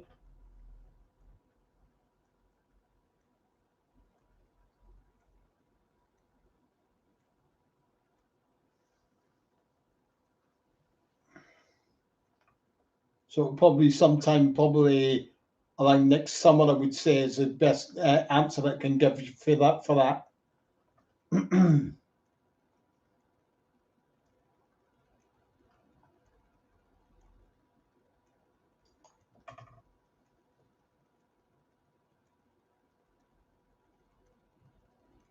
Yeah, there is that, but there was a few that said that they were going to come and then didn't, and they at the last minute didn't turn up. I had a fair few more than that who said they were going to come. Obviously, I know people have got reasons for not being able to make it, obviously, but then when that happens, it doesn't exactly fill you with encouragement to organise another one, say a couple of months down the line. There will be another one. Don't get me wrong, but it won't be now because obviously the weather and all that, it's not conducive to be doing locations tours anyway when it starts getting darker earlier and all that, like it is now. So there wouldn't be another one now. Uh, Definitely not until like spring of next year. But as for Boreham Wood, it'll probably be probably if there's an on the buses event in 2022, it'll be tied into that. Or if it isn't, then I may very well do another tour in Boreham Wood next autumn, around about the same time as I've done this one this year.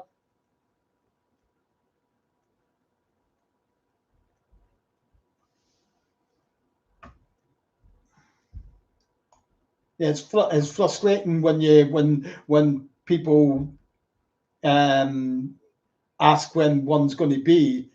I had it before on here, and people saying, "Well, why don't you do a locations tour?" And then I'll go ahead and advertise it and plug it many times, and you don't get the many people that asked about doing a locations tour, and then all of a sudden they don't show up when you say you're going to do a tour. If you see what I mean.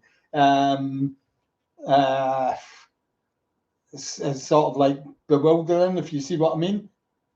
It won't stop me doing other ones because obviously I can. They can turn into helpful things because obviously the date of the locations tour, I also spent the time doing the videos that I put up here. I recorded videos and to put up on here, which went down quite well. I'd like to think the various locations videos. So um, yeah, well, that's it. You've got to remember, I'm coming down from Edinburgh here, if you see what I mean, which is a 330-mile journey down to Boreham Wood. But as I say, at least it wasn't, you know what I mean? I've still managed to, the people that were there didn't have a great time. And I did manage to record a few videos, which you've seen go up here on this channel, the live location visits to locations. So, and no doubt I'll do some more of them again. I mean, I'll be down in Boreham Wood for the Christmas event, which is the Christmas social event, and the end of towards the end of November. So no doubt I'll take the time to record a few more videos then when I'm down there for that as well. I mean, I might very well go down again sometime in the obviously I'll need to go down again a few more times if I do decide to do an event next year. Obviously, I'll need to go down and do a few organisational meetings for that event. You see what I mean? But the next probably dates for the tour, well, either if they're not part of an actual on the buses event next summer, then it might very well be a case of doing one in the autumn time around the same time as this one was, like September maybe.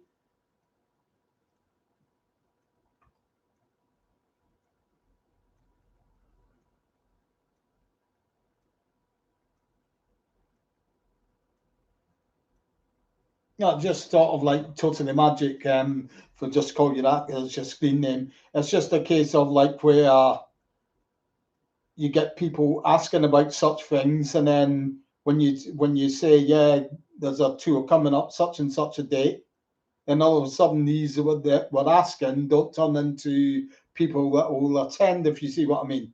So it's a bit frustrating, if you see what I mean. It's like you get your hopes built up that there'll be a big amount of attendees, and then they don't materialize, if you see what I mean. And then, like yourself, I know you don't know anything about that went on with my walking tour, but then it starts up again. I've just had one down there, and then you get more people coming and asking you again. It's like you're on a revolving sort of like just going round and round in circles, if you see what I mean. I mean, because that tour that I've done down in Boreham Wood, there's no two ways about it. It's the biggest on the buses locations tour ever. I don't care what anyone else wants to try and argue the point with. It was the biggest in terms of how many actual filming locations it covered. Like over the weekend, it covered about 100 filming locations. And that, for the cost of that, was £15. So there's no way that it was anything to do with the cost or anything like that. Definitely not. I mean, if you want to do a locations tour up here, like they do a lot of sort of like various tours, obviously being in Edinburgh, but you'll be paying £20 for a 2-hour location tour. And I was charging £15 for the full weekend locations tours. So it was definitely a very cheap price, but just nobody took up well, don't say nobody, but very few took up the offer, if you see what I mean. And it grates as well when you see maybe other events or other people peddling other sort of like events, which you know for a fact are nowhere near as extensive as what mine was, and it gets more interest. You see people offering far less for more money that seem to do better than me offering a really good deal with far more content to it. So you just wonder where you're going wrong, basically, if you see what I mean.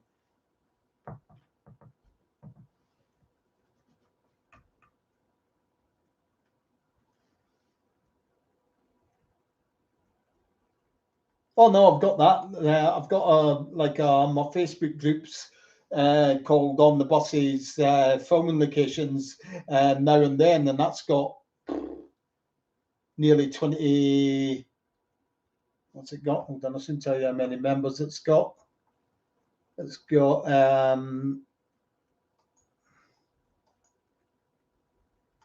nearly 28,500 members. So it's got nearly 28,500 members, and I advertised it on there frequently. So it's not a shortage of members, if you see what I mean. It's not a fact of it not having a big enough area to advertise to, if you see what I mean. It's 28,500 there, and the ones on here as well, and you only get sort of the amount that I did get. It's maybe just a case of where there's maybe not enough fans of filming locations as much as I am, if you see what I mean. That might be what the solution is. Maybe not enough people have got enough actual interest to go to these places as what I have. You know what I mean? I might be making that mistake there, thinking that fans want to go to the locations where maybe not so many do. That might be just how it is, if you see what I mean.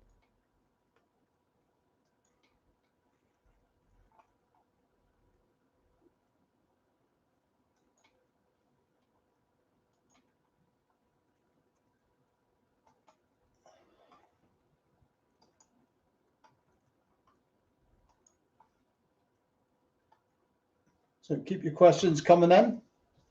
You can ask away and I'll answer them for you as soon as I see them on the screen.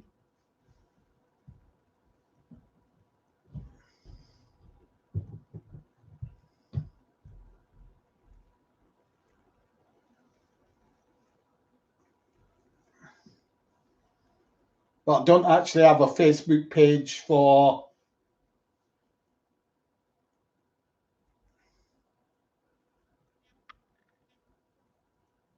it's got a really big following though, the Snookerist. You know what I mean? A really big following. So I wouldn't say that that's the issue. I just don't think there's maybe that much of a sort of like a passion, as Totally Magic word uses there, for filming locations that maybe the fans do, if you see what I mean. It might just be me.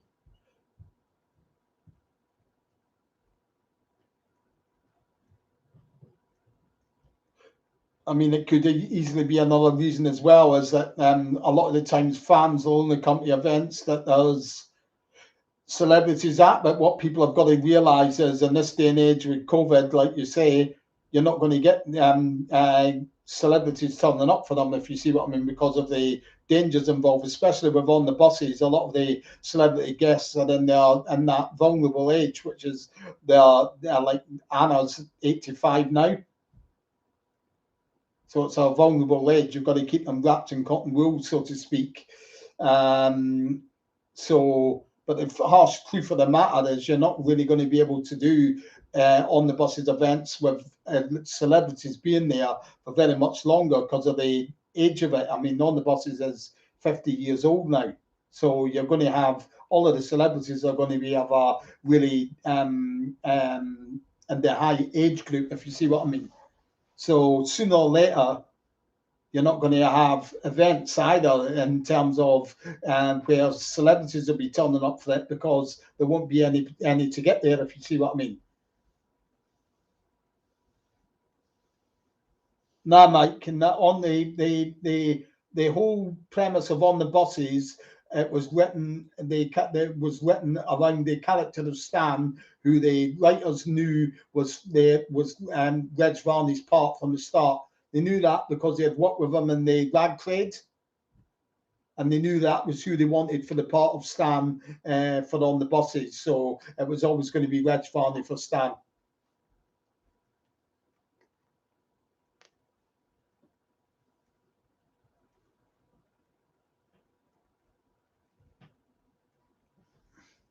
Cheers, Totally Magic. Glad that you enjoyed them. I think there's one of the Saint ones was filmed up. Is it Maxwell Road in Boreham Woods? I'm sure there's one there. I think Robert Hickey, who's Boreham Woods, he's the man that you've seen in the video I done with the that covered the. He had actually met Bob Grant when he was a boy. He was watched them filming the scene when Linda Regan goes upstairs on the bus. He knows a lot of the Boreham Wood locations, and he told me about them. Apparently, there's a scene from the Saint film down Maxwell Road, which is just about, it's maybe a 2-minute walk east of the Elstree Studios.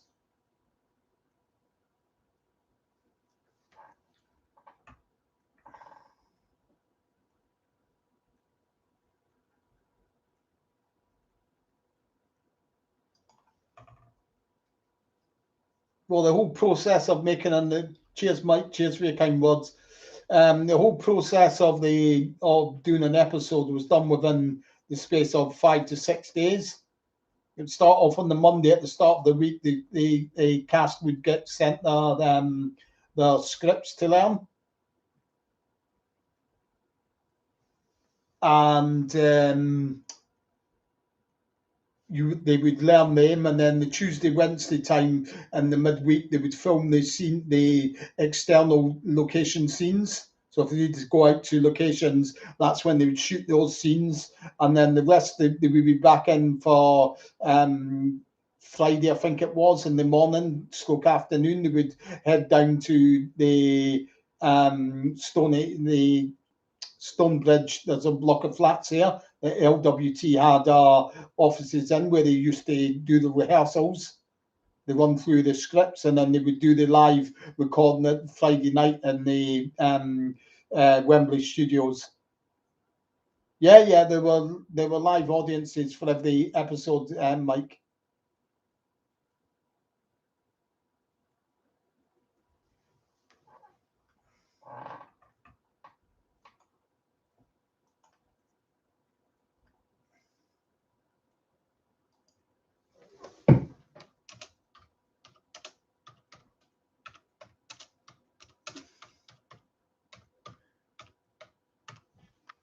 The thing is with Bob, what you've got to understand is with Bob, he maybe didn't prostitute himself enough on TV, because Bob, more than anything, I don't know if you've heard me spout this before, but I'm always spouting this on here. He loved his stage work more than anything. So that's maybe the direction that he was honed in and he was keen to go for, rather than TV roles. So if any, he maybe sort of like was more interested in theatre roles and TV roles, if you see what I mean. That's where his interest lied. That's what he loved doing more than anything. I think it's the interview that I've got on my channel here. If you search it out, if you've heard it, he was basically what he loved more. The only thing that he loved more than his stage work was his wife. Basically, is what he says in one of the interviews. So you know that stage was very, very high on, especially it was the highest thing that he put on the pedestal was his stage work. So he perhaps never had that sort of like raging appetite to be involved in TV roles, if you see what I mean.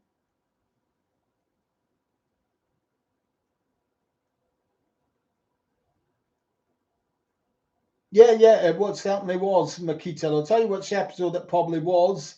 It was the cistern. There's a couple actually. There's the cistern and there's the inspector's niece. And what the scenes that they filmed them in were they filmed the cistern on Station Road.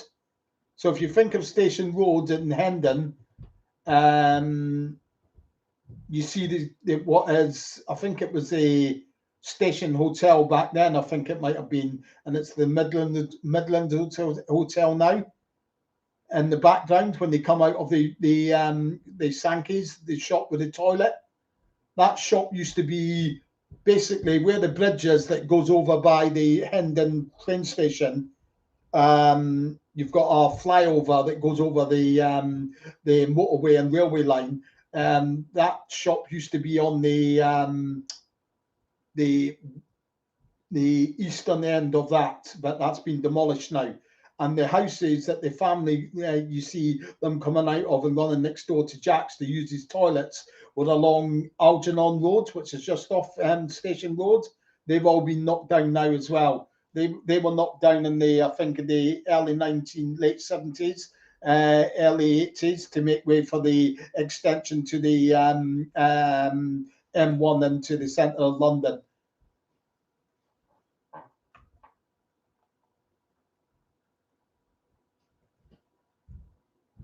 Oh yeah, she would have been told, obviously, once the second series got commissioned.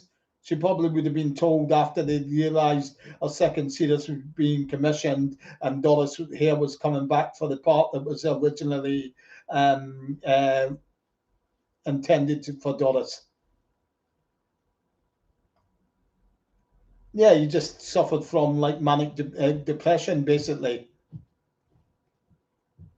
Was fine while he was working, but then once his stage roles began drying up in the mid to second half of the 1980s, that's when the depression started kicking in. He found the stress of obviously having to provide for his wife and all of that, which he took great pride in being able to do. Once the pay stopped coming in when he couldn't get stage work, that's when the depression really kicked in with him, if you see what I mean. Obviously, he went AWOL for a few days. I think there's a video out there somewhere with I think it's Ruth Maddock, which she had been appearing in a stage show where she appeals to him to return. And that was I think he went to Ireland. but he did come back. He did get sporadic stage work after that again, but he had a couple more breakdowns later on in the 1990s, again mixed with sporadic stage work that he had, if you see what I mean.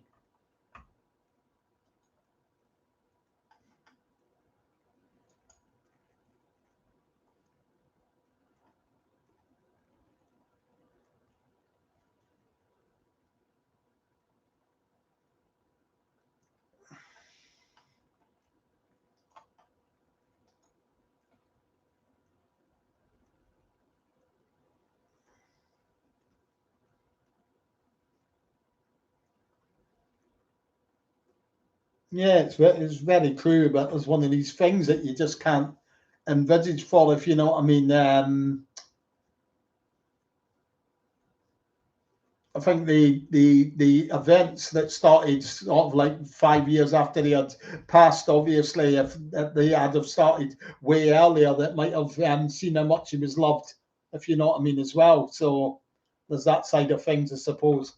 But hindsight's a marvelous thing, isn't it?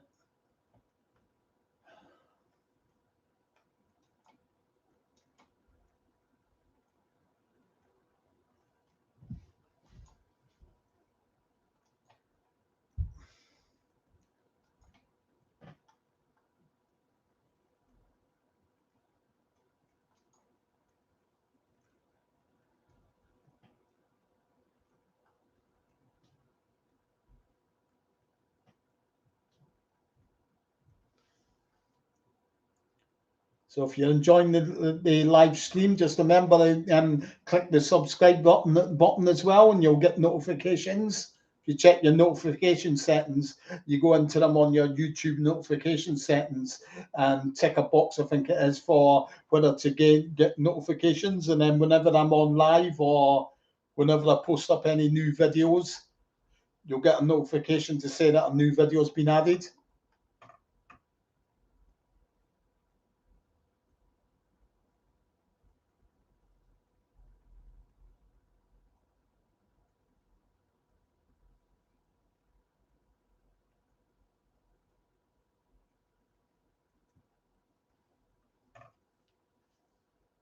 The films they would have just the films would have been, cheers totally magic. The films would have been around about the same sort of money. Like Reg was the highest paid out of all the cast. It was his show. It's what it was written for. He would have probably been the higher end earner. Obviously, he would have earned probably around the sort of money that the higher end earners in the Carry On films at that time were earning, if you see what I mean. So in terms of the films, it was probably about maybe about £5,000 to £10,000 for a film, which is a heck of a lot of money back then for like a month's work, which is all the films were all wrapped up within a month of filming. TV series would probably, Reg probably would be on something like maybe about £100 an episode, which is good if you consider that you had 13 episodes, would be about over £1,000 for maybe a couple of months' work, 2-3 months' work. Obviously, the lesser the cast, they would have got lesser money, if you know what I mean. I think the second best paid would have been probably maybe Doris, because obviously she was the most renowned out of the rest of the cast, if you see what I mean. Whereas Bob and Stephen were more renowned for doing their stage work. They weren't the name pullers that like Doris was.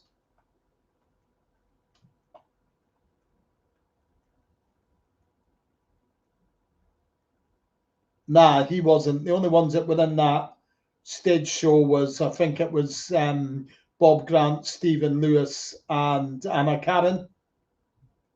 I think you're thinking of, I think it was a busman's holiday, I think the show was called.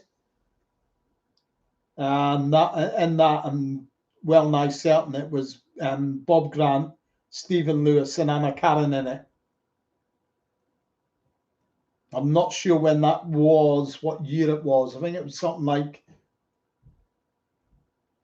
might be 1973 or 72 or 73. But around that time, what you got to remember, that's the time that doctors were telling Reg to rest. If it was, hold on just now.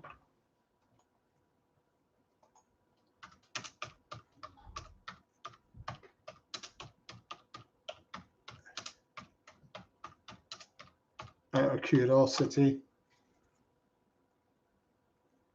Yeah, that was 1973.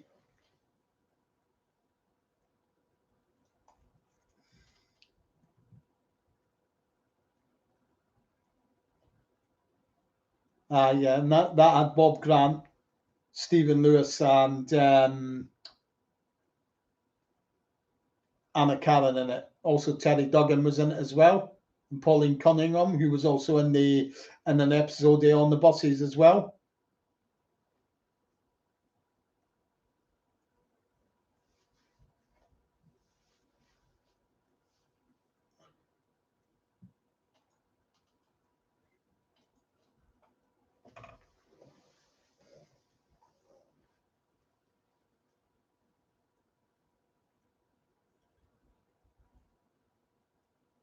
At the end of the day, what you've got to remember is the snookerist is what might have seemed little, what would seem little money today, back then was a lot of money.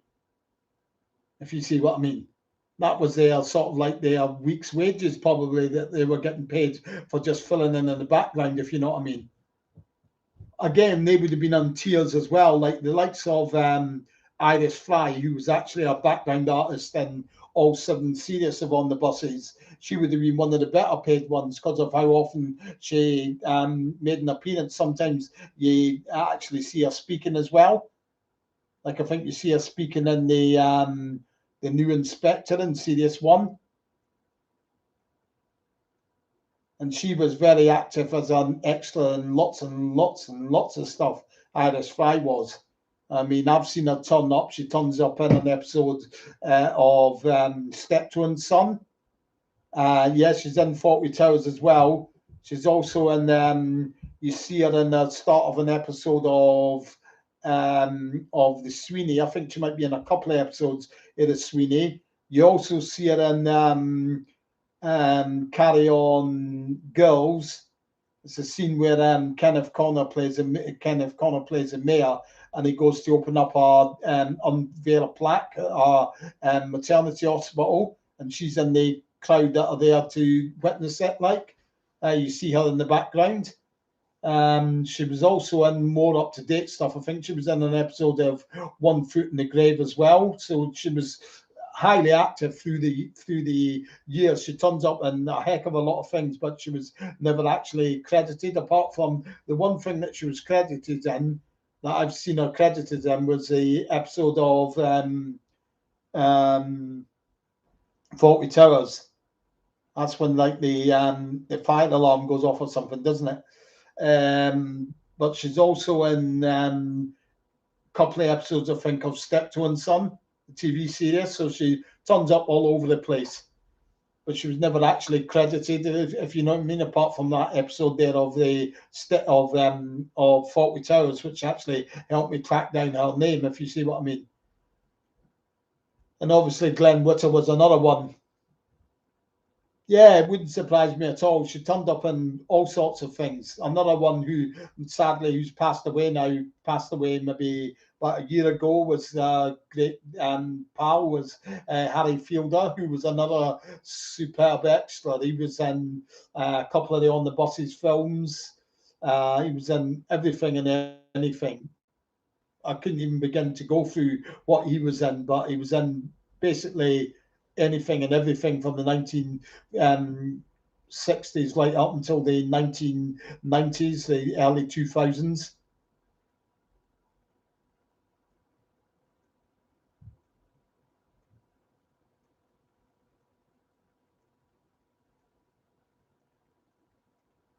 I'm not too sure, Martin. There must be somewhere that lists what the illuminations were like, a website somewhere, I would have thought, or maybe archives. You can maybe dig around and find out, and those sorts of places, Martin.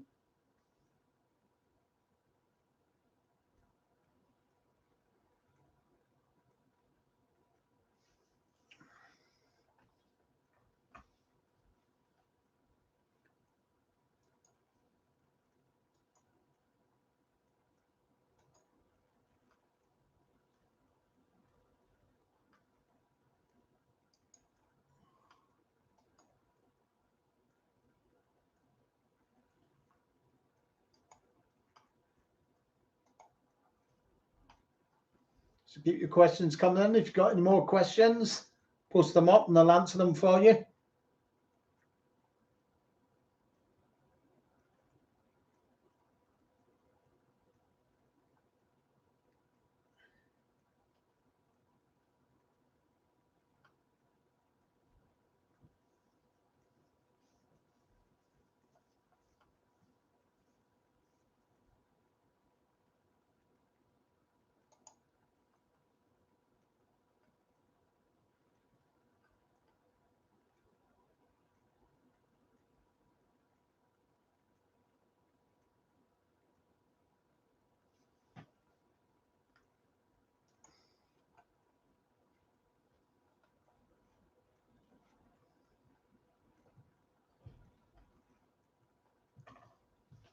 As I say, I do plan on adding on more videos again, similar videos to the ones that I've just posted up, which will hopefully come around about in November sometime, towards the end of November. And also there is an offer if anybody wants to do that. I know I've got one already who's like a patron, and you can become a patron of the group. You can just go back to the group's main page, and there's a on the main page you'll see down the bottom corner of the banner there's a patron button. You can click on that, and it'll tell you all about that.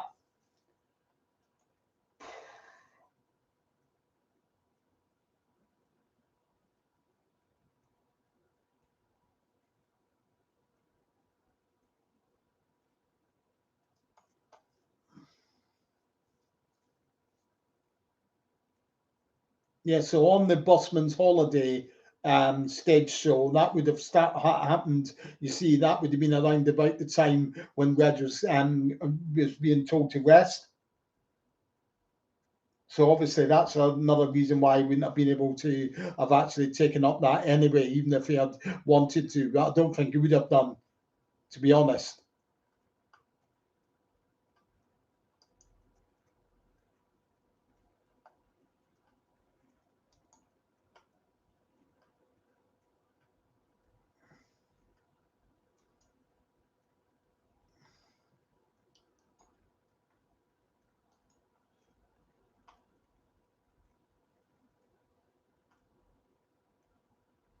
So keep your questions coming in. As long as I've got questions coming in, I'm happy to stay online for you.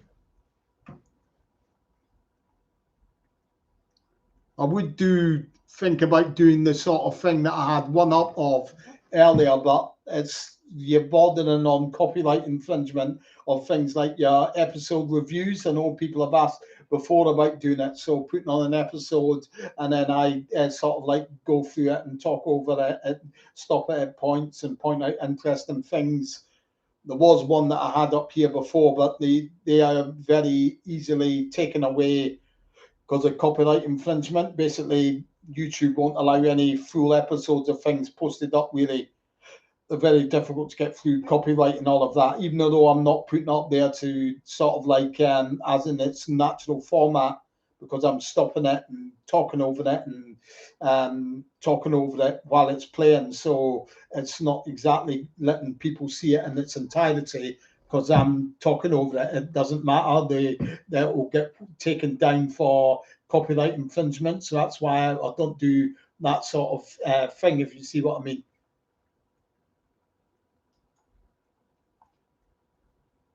I may look into ways of I can get around that if I can, and try maybe doing another one and popping it up here.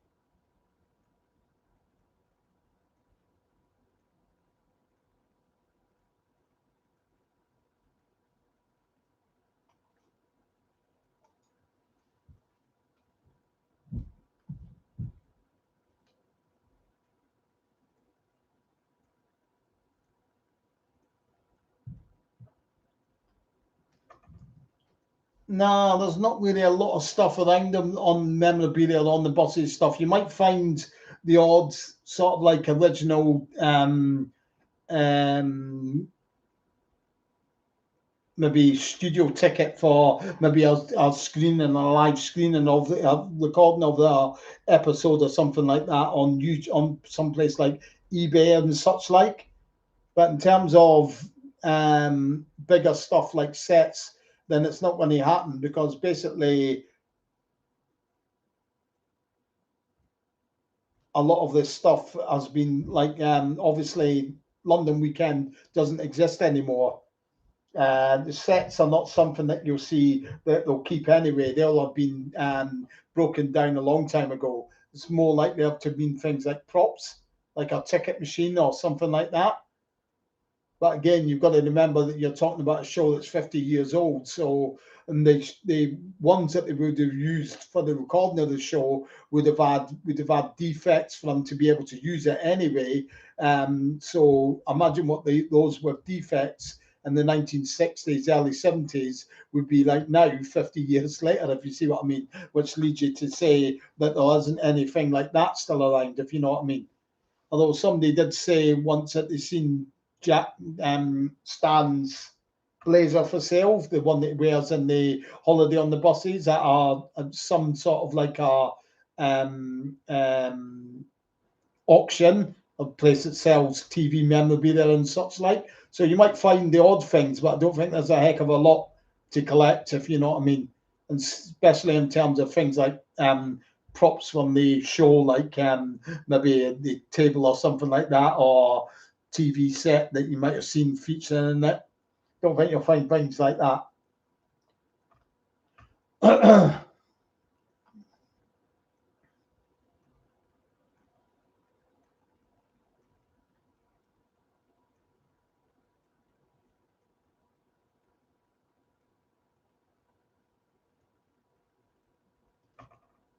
Yeah, yeah.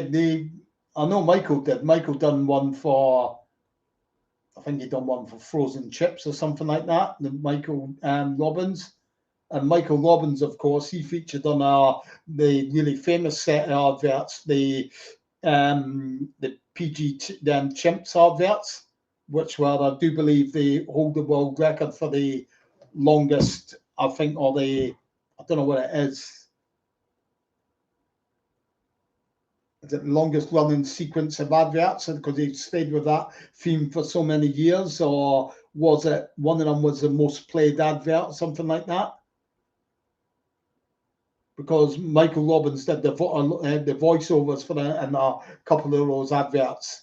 You watch some of the PG Chimps ones and you can recognize Michael's voice. So I know Michael Robbins, he definitely done ads. And I would imagine I'd be very surprised if the others didn't do adverts as well.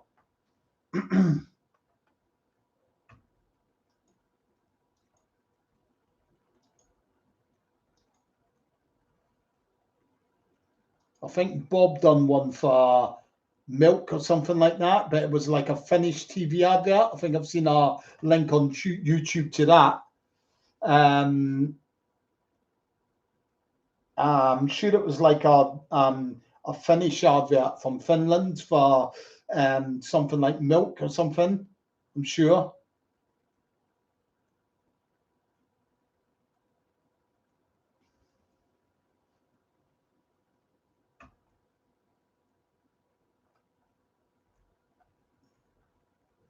Yeah, Reg was married to Lily for many years. He had a couple of daughters with our daughter of Jean Varney. Stephen Lewis never married, no.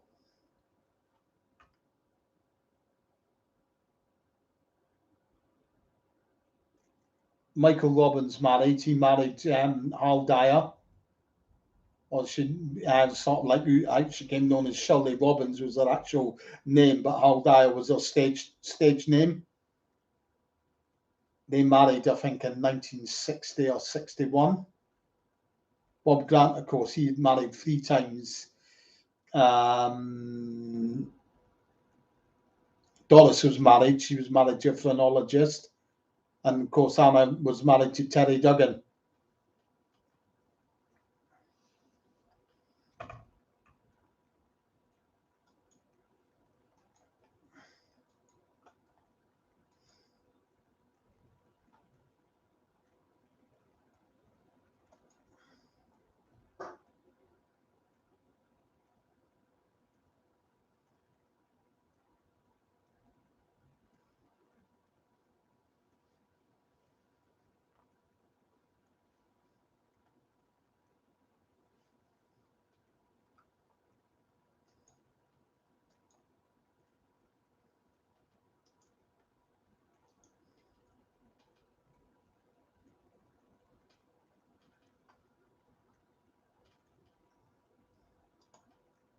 Yeah, I'd be very surprised if they didn't all do adverts. I mean, they're all very obviously, it'd be a natural progression because they all were very marketable, if you know what I mean. So that's the kind of people that adverts want to advertising their products are people that are well-known faces, if you know what I mean. It helps boost the products standing, if you know what I mean.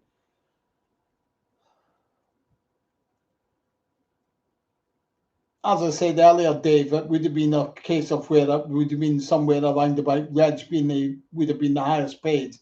He probably would have found himself coming out with about £100 an episode. Doris probably would have been the second highest paid because she was the most noted of the actors and actresses. Obviously, she was the most sought after Reg. Probably would have been on maybe about £60 an episode, I would imagine, just roughly. And then you would have had your Stephen, Bob, Michael, probably around about £40 an episode, and maybe Anna would have been around about £30 maybe an episode, something like that.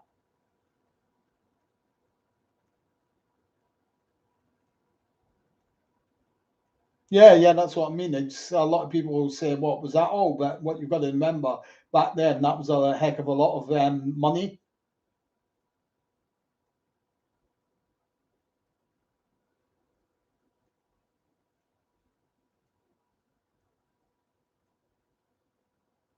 Best episode, I've mentioned it earlier, is Brute Yourself for me.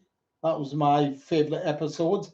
The best film was the first film for me, the On the Buses film.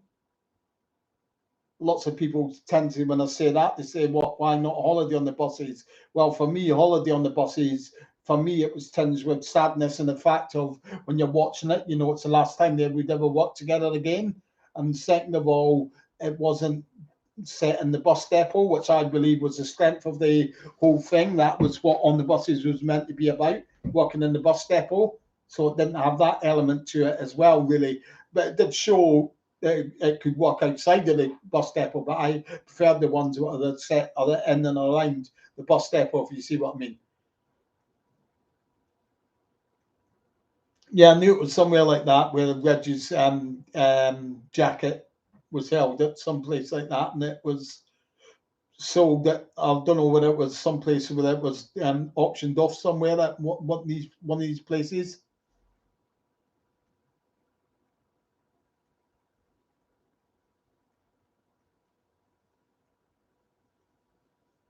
Yeah, all to do with cost of living and all of that. I mean, like people are always going on about how badly paid the carry on actors were, but if you look at it, people like Kenneth Williams was on like £10,000 a film, which was back then. It was like people only earned about. It would take people about 10 years to earn £10,000.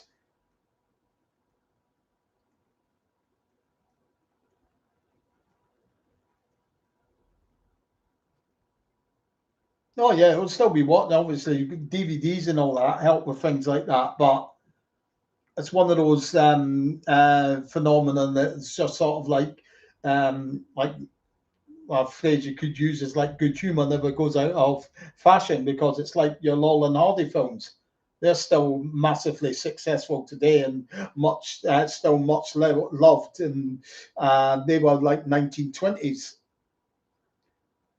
1930s and then early 1940s before they stopped making the Laurel and Hardy films. But you've got your On the Buses, there's obviously newer than that, but you've got various sitcoms that stand the test of time. They still, because they're fresh in people's minds when they repeats. That's why I don't get these people that say, "Oh, why have they edited this out and edited that out?"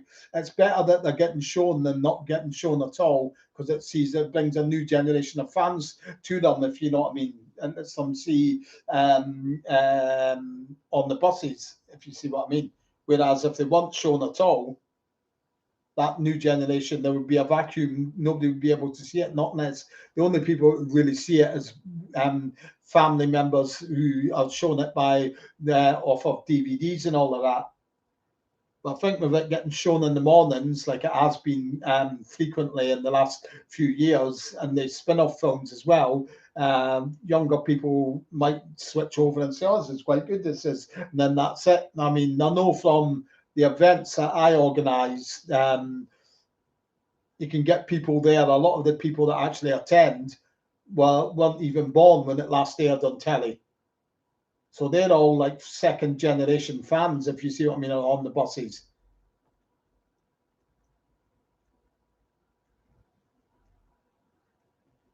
No, you get the odd thing, but what you've got to remember, especially the films, obviously the films probably do, but that's because they're shown at a time that they weren't meant to be shown at. If you look at the films are shown at 10 o'clock in the morning. Things like I don't understand how people can't comprehend why they cut out the bit in the beginning of Holiday on the Buses when her blouse falls open and you can see a naked pair of tits, because children are watching. You can't have nudity. It's always been a way. You don't have nudity before 9 o'clock. It's Ofcom will fine you for God knows how much. I think the money that they can fine up to is £60,000 if anything inappropriate is shown before 9 o'clock. That's why they've got to edit out bits like the things like that. But it's better that it's shown than not shown at all.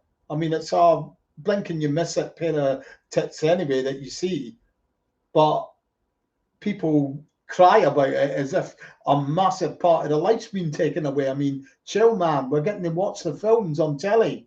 You know what I mean? And to me, it's no hassle at all. If you want to see, if you want to get your kicks out of seeing a pair of tits for half a second, then put on the DVD and watch it. It's still there for you to watch in all its glory, if you see what I mean. I think far too much is made out of the editing that's done to these things. If you really want to watch something unedited, get the DVDs. They're only, like someone said on here, he bought the set for £11. Or you can get the films for that anyway. I know the box set, if it's the ultimate box set, you can get that for about £25, and that's got the films and it's got all of the episodes on it, and it's all unedited. So don't buy this. The people that moan about the PC editing and done for this and that reason, does it matter? It doesn't to me, because it's inconsequential stuff that's coming out. I mean, you get a lot of people nowadays who make much more out of it than it actually is. Like they'll come on and throw about phrases like it's been cut to ribbons. And how can you call cutting out a half a second shot being cut to ribbons? I'm sorry, I don't get that. The films are now then 20 minutes, they're now then 23 minutes long, and it's got a bit where you've got 2 bits of nudity cut out of it, adding up to a total of about 1 second. How is that cut to ribbons, I wonder? People do make me laugh with the phrases that they come out with some of the times.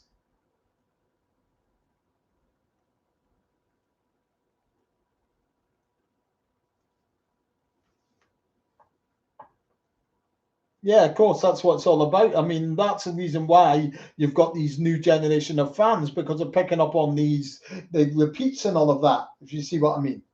Sooner we have a new breed of fans getting into on the buses, they can see all the non-PC things later and afterwards if they want it on the DVDs, if you see what I mean. Far better that they're actually getting to see that sort of they're getting to become fans of it in the first place, as a much better, more of a reason to have the edited versions on than nothing at all, if you see what I mean.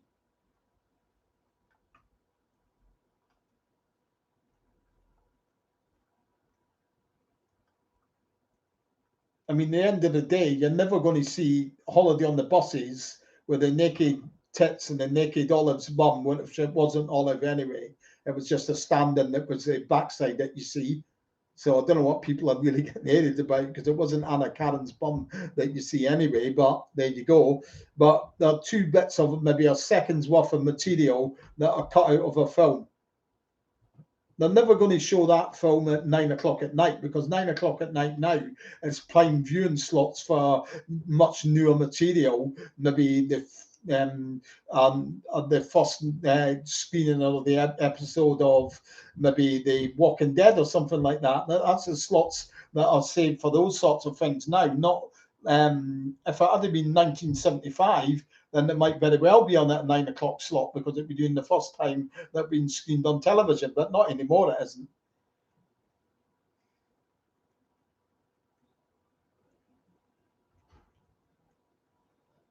Yeah, but what you've got to remember is, Cheetah, back then, what was deemed acceptable was not deemed acceptable now, if you see what I mean. So when it used to air back then, I think I'll tell you in a minute, because I've got it all written down in my book. I think the first series was I think it was 7:15. I'll soon tell you, because I've got it all written down in my book here that I wrote, the complete story. Yeah, they were some Fridays at 7:30. The first series. Series 2 was 7 o'clock on Saturday night, although that varied.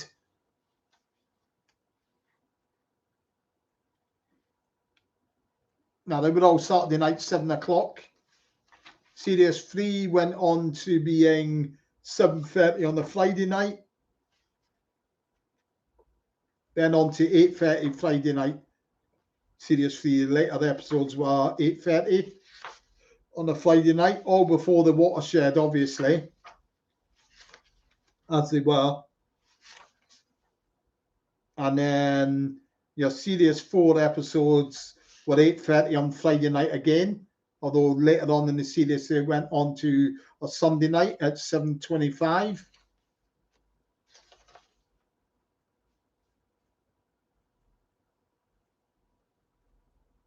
And then your Series 5s were 7:25 on a Sunday night.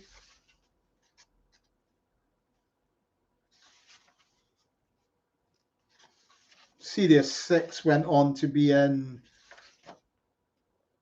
Sunday nights at 7:25 again. And Series 7s were Sunday nights at 8:30. So that's your times, like, basically, that they were on. But what was deemed acceptable back then is not deemed acceptable now, if you see what I mean. There's a totally different mantra towards things like calling somebody chalky, for example. Back then, it was the norm, so nothing was deemed, it wasn't deemed unacceptable back then by the masses, whereas today it is.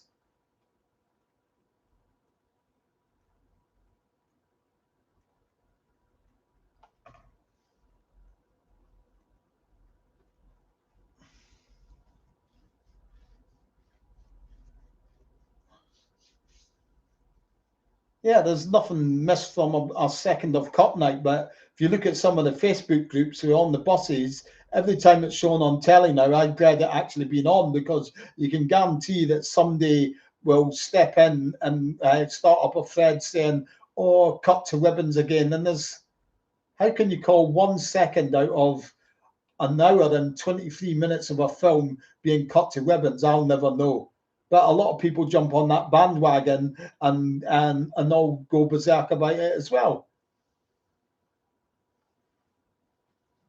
All the viewing figures were high. I mean, talking millions then, back then. So, like, in the charts wise, the first series, it was in the top 20. Second series, it was in the top 10. By series 3, it was right up there around about the number 1 slot. Series 4 actually hit number 1. Series 5 was the same, it was a top 10. Series 6 was lower top 10, maybe just out of the top 10, and then Series 7 was the same, but would have been sort of like more in around the teens and still in the top 20. It was the viewing figures, but it was millions then. But what you've got to remember is TV was a lot different then. There was only 3 channels. And as well, you didn't have any streaming stuff like Netflix to compete with and all of that. Such like the viewing figures today are so different because of how people watch telly. A lot of them watch it on catch up and stuff like that.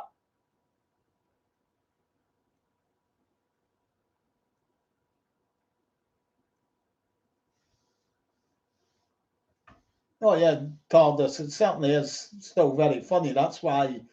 I mean, I suppose it's you still get it screened on the telly, and you've still got a new generation of fans joining groups and coming to events and all of that. I mean, I don't know, a lot as well might be through being brought up by their parents who maybe show them their DVDs and get into it that way as well. But obviously, it certainly helps with it being still shown on TV and all of that, if you see what I mean. It still helps that there's another outlet out there promoting on the buses, if you will.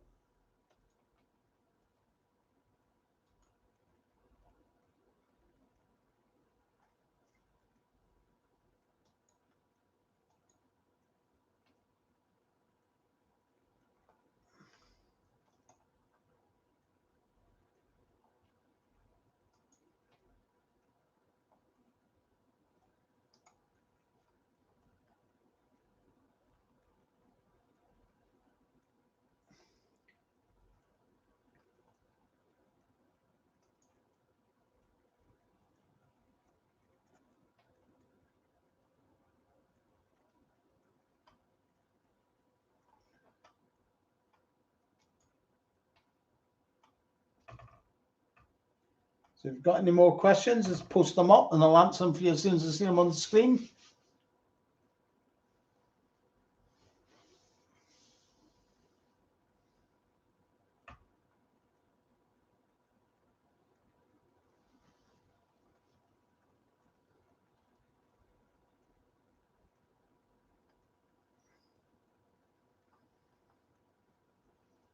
Can be anything to do with the locations or anything to do with the cast and crew.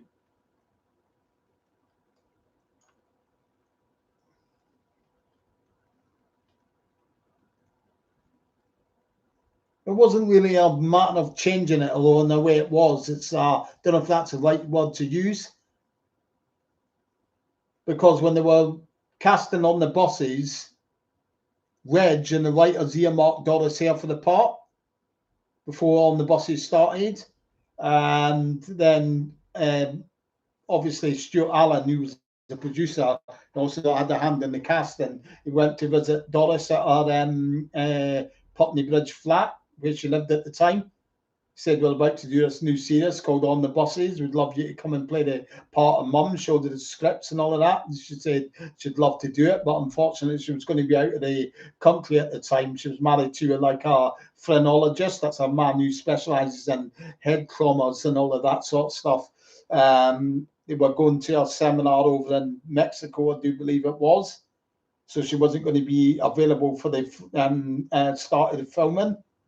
She was going to be out of the country for the first couple of episodes or something like that. So obviously they had to go with getting another actress in for the part. So that happening, that being the case, they had to get in Cicely Courtnidge. But then once the series one was a success, and they knew that their second series was commissioned, they knew Doris Hare would be back in the country, and so she too stepped into the role. What you've got to remember with Cicely, she was not a very experienced TV actress like Doris was. Cicely was more of a renowned stage actress. Stage actresses work on, if anyone that works on stage will tell you, it's a case of learning one script, and you could be on doing 2 shows a day for maybe 2 months, and it's just the same script all the time. So you're not having to learn any more scripts. It gets ingrained into your head, if you will. But with On the Buses, it's different. You're doing one script, you get one new script every week that you've got to learn the parts for, which is a whole lot different from stage work, if you see what I mean. And from the stuff that I've heard, that's where Sisley wasn't so well versed in that. And obviously, as you can see, many people tell you by watching it, she didn't have the same chemistry with the rest of the cast as the others did. Just didn't fit in as well. I mean, as fit in as well as Doris did as well. But that's why she only done the first series. I mean, there would have been Doris for all 7 series if she had been available for the start of filming, if you see what I mean. Oh yeah, there's lots of things like that that went on that they got away with. So same with like even from the films where you had Olive and well Michael Robbins and Anna Karen going to a dirty river and all of that. You know what I mean? Nowadays that would be stunt doubles or something like that. They would get to do all that sort of work.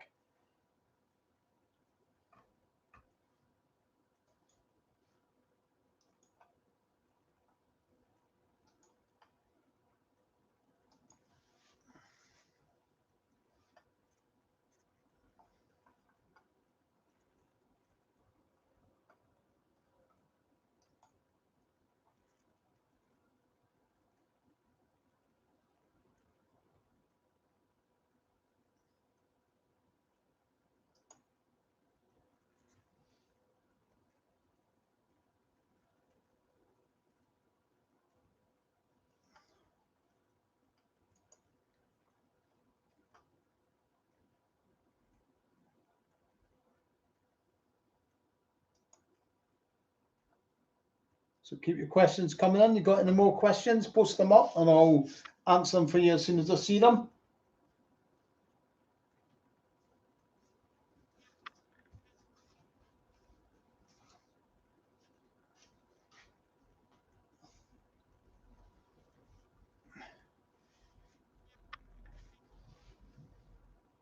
Favorite episode is Brew It Yourself, TARDIS Doctor Who.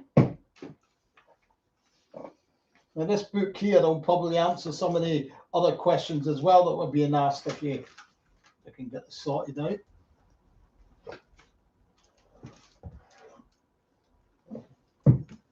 I've got a book here that I got a while back, Television's Greatest Hits. So this will tell you how many people actually watched on the buses when it first aired. So bear with me and I'll tell you just now. And I'll give you the sort of viewing figures that there was for on the buses.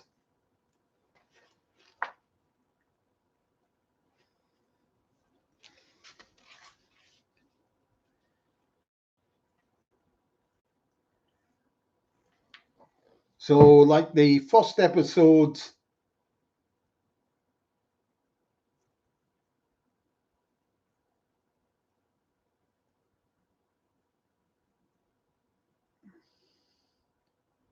would have been 6.9 million watched it.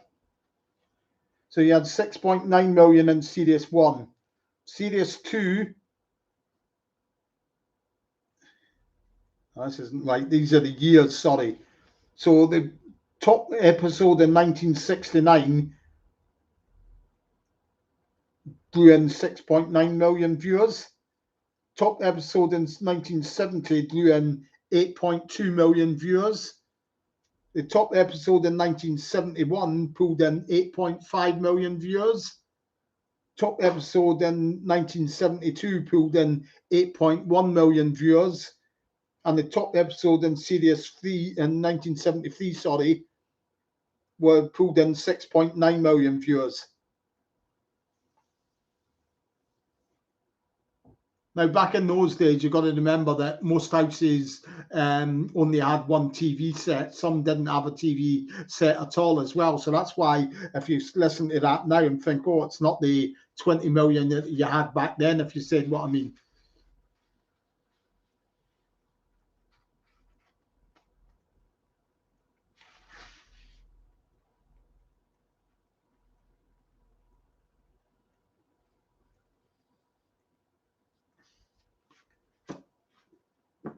The first film I'll do its original airing was, I do believe, 1976, and it pulled in 6.6 million viewers.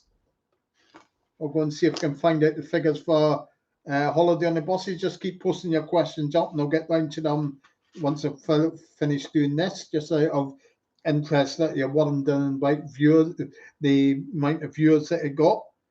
So Holiday on the Buses.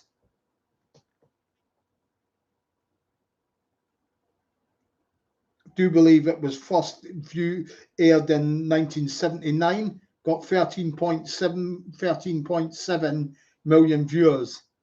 Although actually when it was showed again in 1981, it actually pulled in 15.7 million viewers, which was like the highest that it's had, I would imagine. If I have a look for you for Mutiny on the Buses.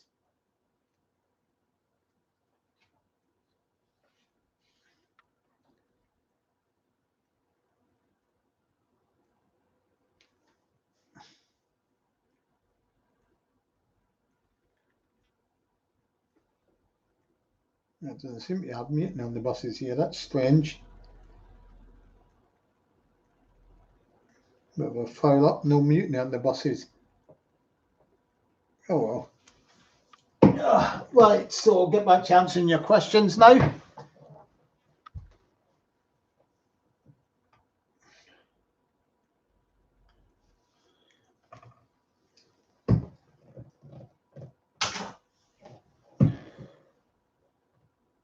Do you think Reg Varney was like to ask for?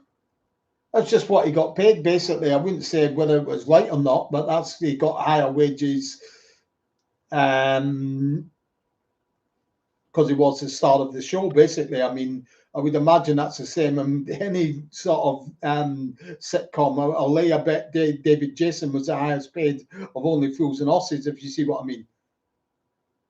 It happens and TV work. That's the nature of the beast, basically.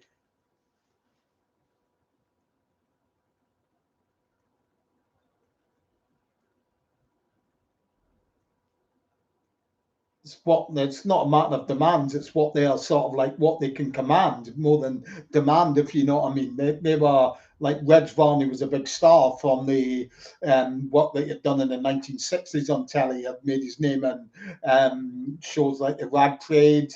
Then he was in like Beggar My Neighbor, stuff like that. He was in the St. Trinian's film and all of that. It started out in the 50s as well before that. So he wasn't, he could command much more and he was the star of the show. So that's why he could command that sort of fee.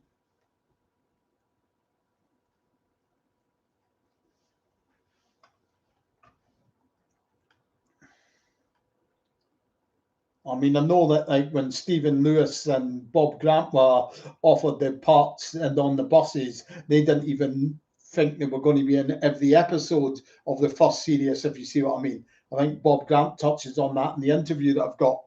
He said that they were told they'd be in maybe 2 or 3 episodes in the first series, but of course they were in every single episode. And they thought that was all it would be. It would only be one series. He wasn't expecting it to be the massive hit that it was, obviously.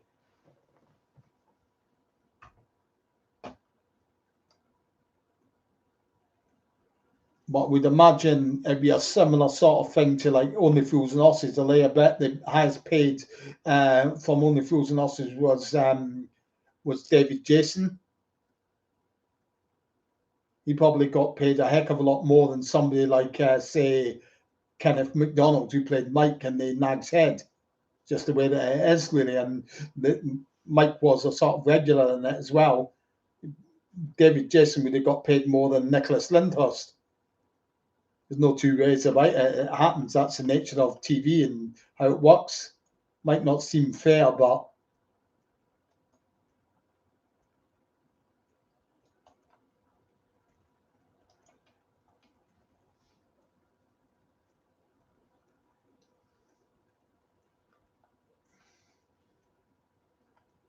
no, I don't think it was so much demands. That's just sort of like what they rated is what it would be worth, what the his agent obviously managed to negotiate as a payment, if you see what I mean.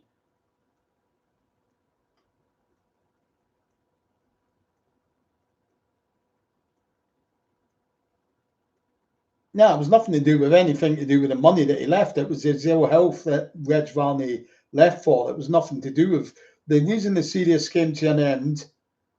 And that, I think Bob touches in it in that interview on the group. If you go and listen, he talks about why it ended. If it wasn't in that, it's another interview that I've got somewhere, but I can't find it. It's annoying, really, but I think he taps on and he says that by the end of Series 7, they had all agreed. So that was like who was left in it then was Doris, Stephen, Bob, and Anna. They all agreed they weren't going to do any more because they didn't want to carry on to the point where people were switching off saying, oh, not this old rubbish again. Plus, as well, Bob admits that it was him and Stephen that primarily were writing the scripts. He said they'd run out of ideas by then anyway. So it was nothing to do with anything to do with pay or anything like that, because London Weekend had actually already commissioned on the 8th series, but the remaining cast said, nah, no more. So that's the reason why it ended.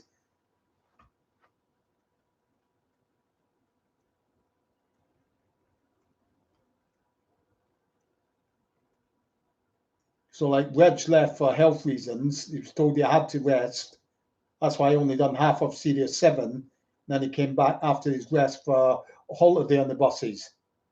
But by that time, the TV series they finished filming Series 7, and the remaining cast all agreed they weren't going to do any more. So it was nothing to do with anything to do with pay. It was more to do with they decided that it had run its course amongst themselves, which is probably a fair point. See now, poorer reviews that Series 7 gets, if you see what I mean.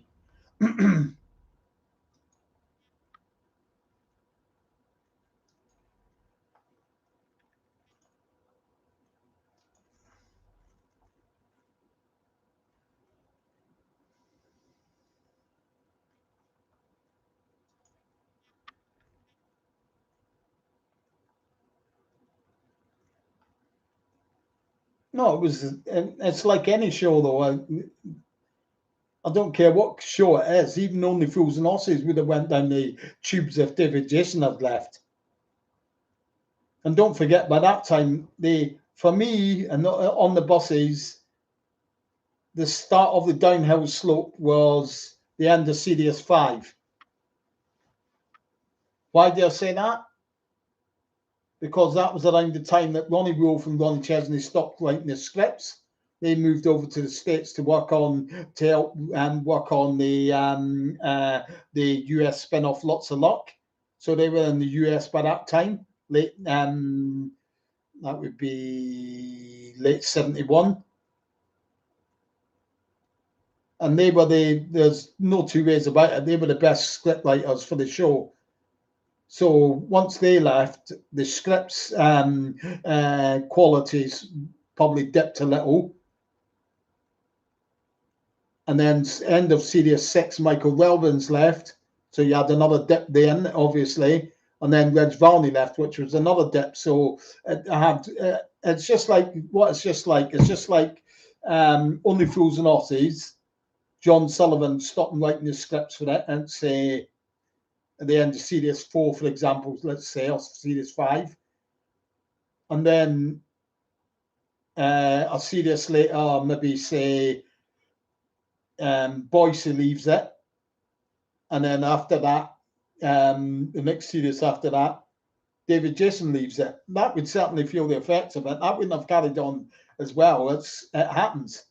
You lose the start of a show, you're definitely going to find out. You're definitely going to find that they'll suffer. It doesn't matter what it is, whether it's on the buses, Dad's Army, Porridge, Rising Damp, or whatever. It's going to suffer if you lose even just one key cast member from it.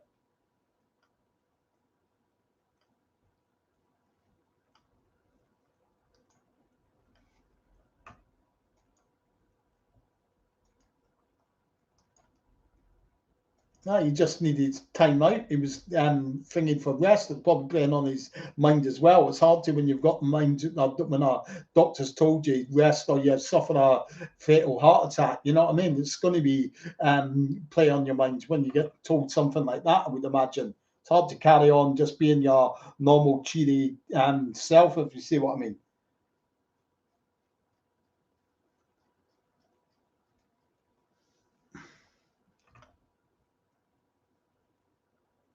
Okay, keep your questions coming in. Any more questions? I'll post them up and I'll answer them as soon as I see them on the screen.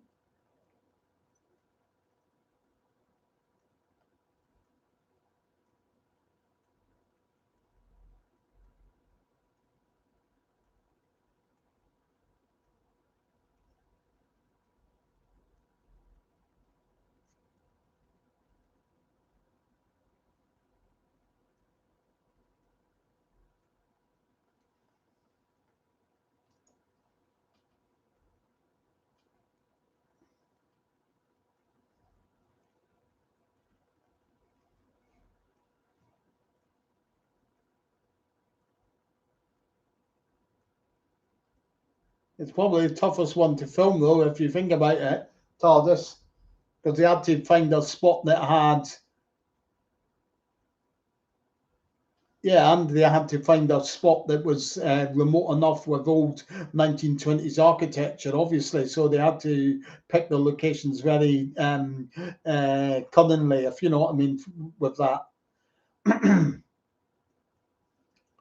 Make sure obviously that no when they were filming the road scenes where they bust out on the roads that they never got a 1970s car passing by or anything like that.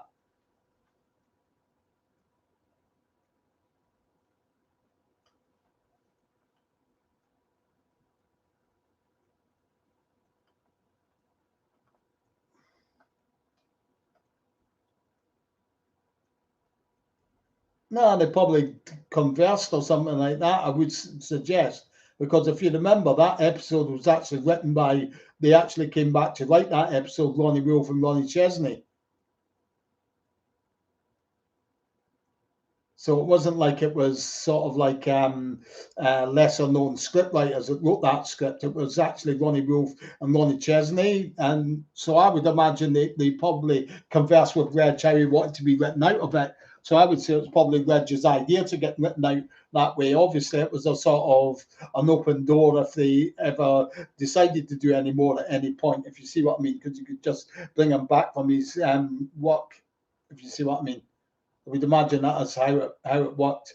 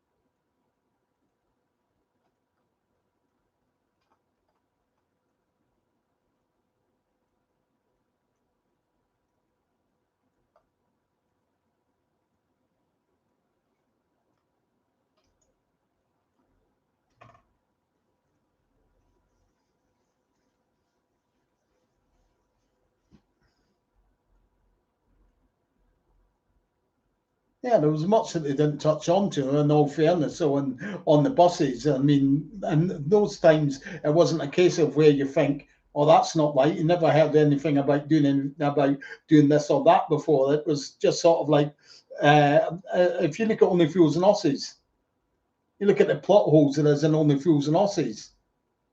I mean, when you first see the very first episode, Rodney doesn't act as if he's never seen Trigger before in his life. But of course, later on, we learn that Trigger's been a friend of the family for as long as Rodney's been alive. So he's bound to have known who he was. So there's lots of plot holes and lots of things. You know what I mean? It's there to make us laugh, not sort of like make us think, oh, that's not right. They never said that. It's not a who done it sort of thing, if you know what I mean. A lot of things get overlooked in sitcoms, such as that.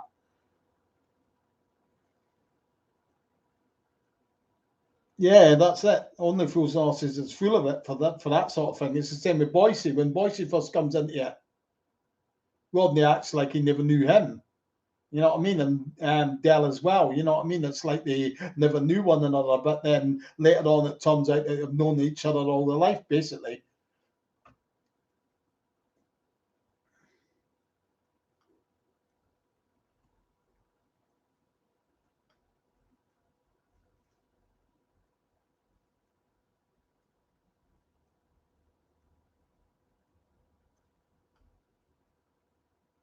Probably put in there though for the simple reason it was Reg Varney was in it. So it was another thing to bolster, fatten out the box set with, if you see what I mean. Not too sure. It might very well have been an LWT production as well. So probably would have come under the own sort of like copyright as well. So it's sort of like easier to package up into the one box set, if you see what I mean.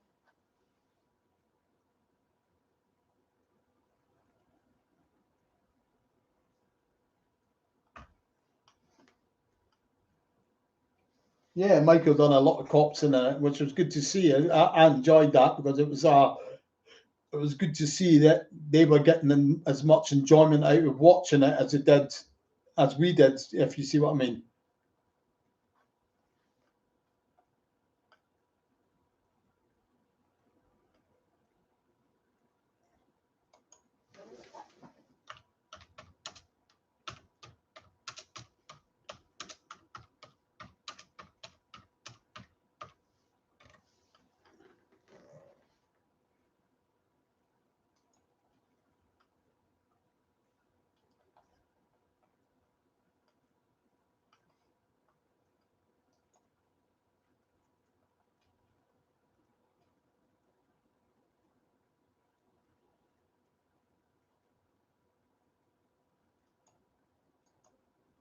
I mean, the other one that you see him cops and then there's, I think it's when they've got the dressmaker's dummy.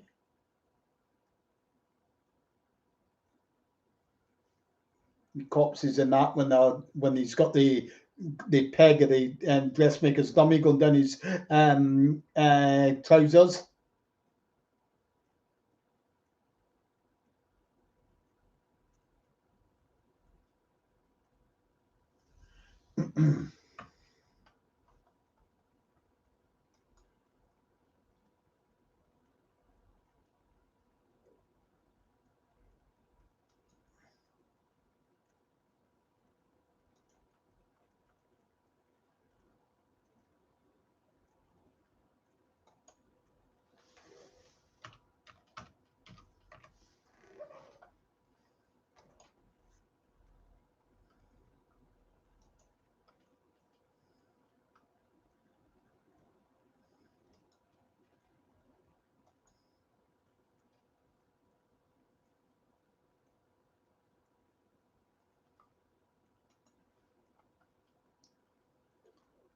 So you've got any more episodes? Post any questions? Sorry, post them up.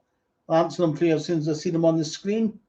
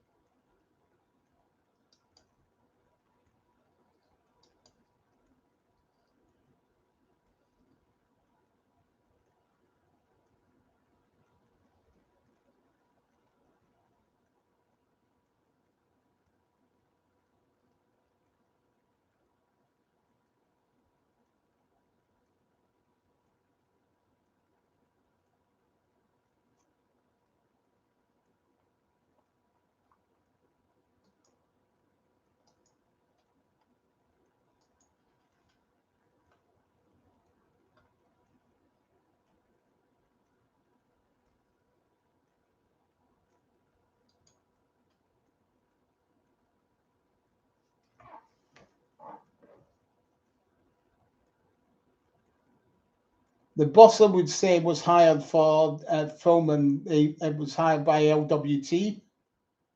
that would have been out of service already. It would have been a London Transport bus, but it would have been out of service by that time anyway, and probably being preserved anyway, because it was like even by that time it was what about a 50-year-old bus, so it would have been preserved anyway. Because if you that very same bus, if you watch another LWT production, which is uh,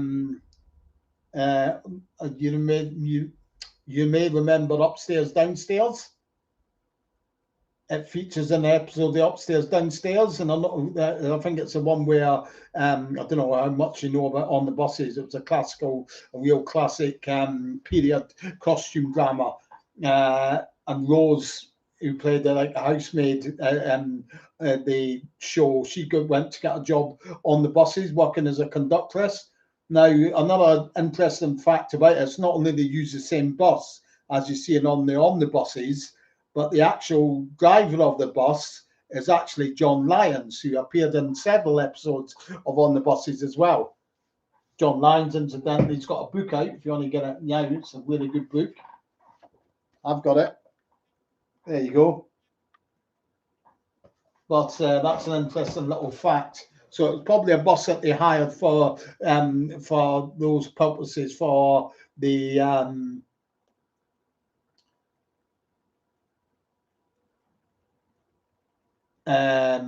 what do we call it, for the two episodes, the On the Buses and the Upstairs Downstairs episode. Nah, not at all, Charles. I mean, it's like I think I've posted this up on my Facebook group when I said it was like somebody's been let loose with a crane on it.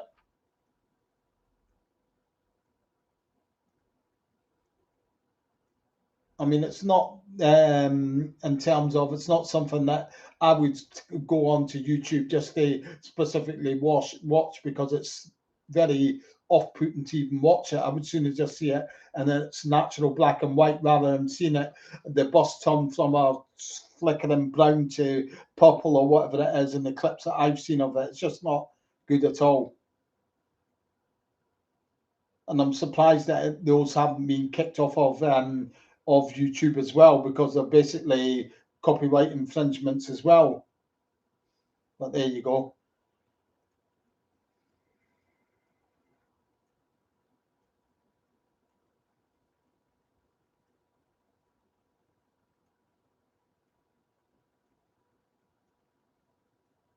No, it didn't. The days that it aired were either Fridays, Saturdays, or Sundays. Over its varied over serious what days that they actually. But what you've got to remember is it wouldn't have been midweek, for a simple reason. London Weekend didn't operate at the midweek. Down the London franchise area, you had Thames that ran from Monday to up to a point on Friday, and then London Weekend took over, and they were in charge of the scheduling and programs between over on Friday night, Saturday, and Sunday, and then Thames were back in again. So you weren't going to get on TV during the week, because that was Thames's slot. If you see what I mean.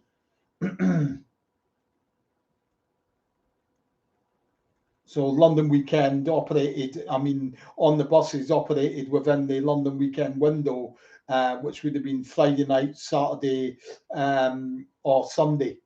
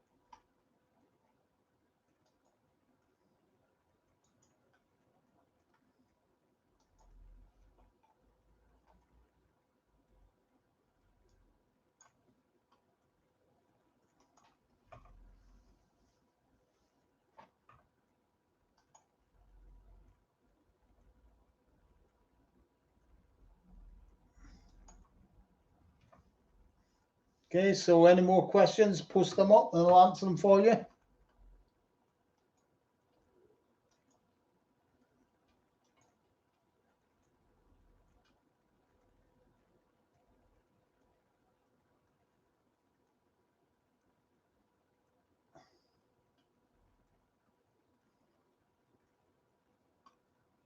As I say, just remember and subscribe to the channel, then you'll get any more updates if you want to catch the next live question time that I do, or any of the videos I post up.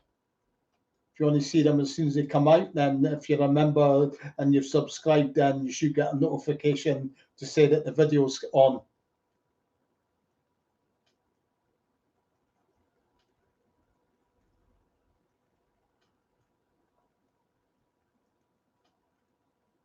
No, I didn't. Nah. I only really seriously got involved with On the Buses from around the time that I started running my On the Buses forum, which was 2006. And then I wrote my first book in 2009 that came out. And obviously by that time, Reg was sort of like in his last few years, not in any condition to travel anywhere or anything like that. He was actually, and then he was in the old folks home where he passed away.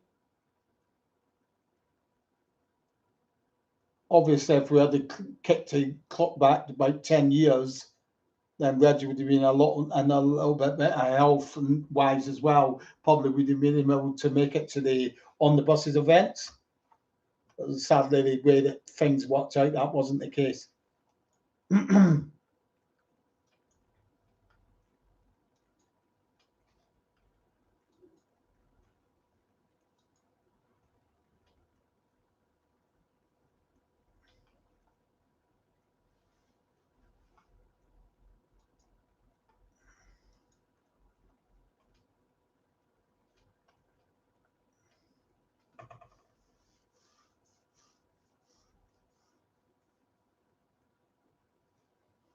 So keep your questions coming in. If you've got any questions about the cast or crew or anything to do with my books or filming locations or episodes or the films production side of things, I'll answer them as soon as I see them on the screen.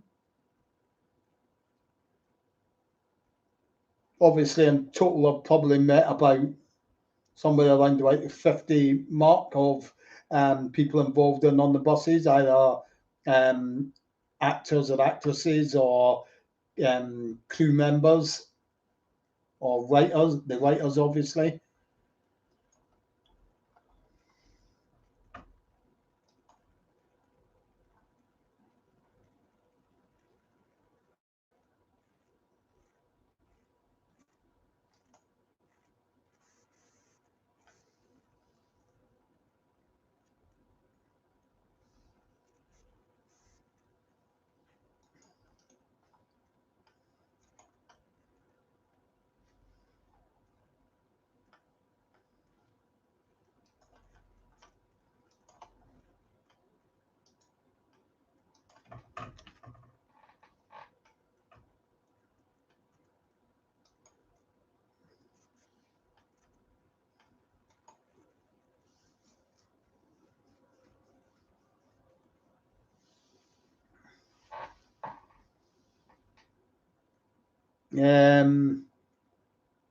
The last one that was found was once from on the buses. That was a few months back that they were actually pinpointed, maybe about 6 months ago. Still yet to go down and photograph them and stuff like that, confirm and photograph them, but I hope to do that sometime in the next few months. Obviously, if I can get down there to do that, then I will do a live video from those locations as well, and then post it up onto the channel. So that's like the scenes when you see Doris is standing by the roadside and the omnibus comes along the country lane, and also the scene where you see the where the nanny's pushing a pram, and he starts getting chased by the omnibus, and just they run to keep ahead of it.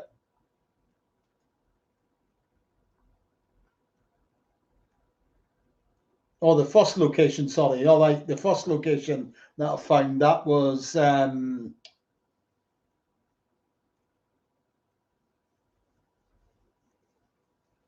probably going back about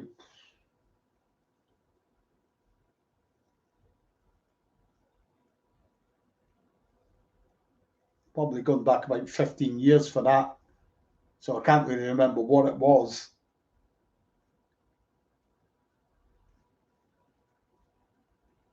It might be probably one of the easier ones, like the Cemetery Gates or something like that, or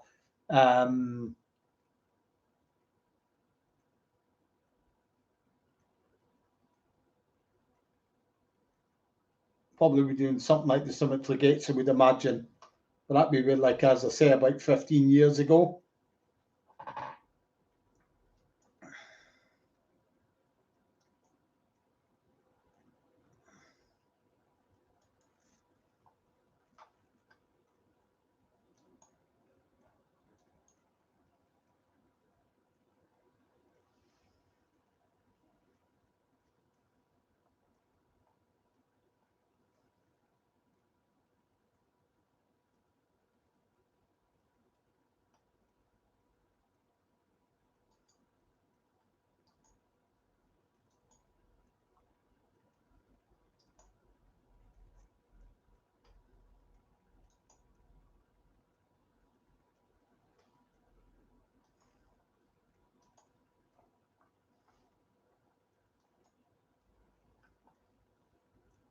So keep your questions coming in.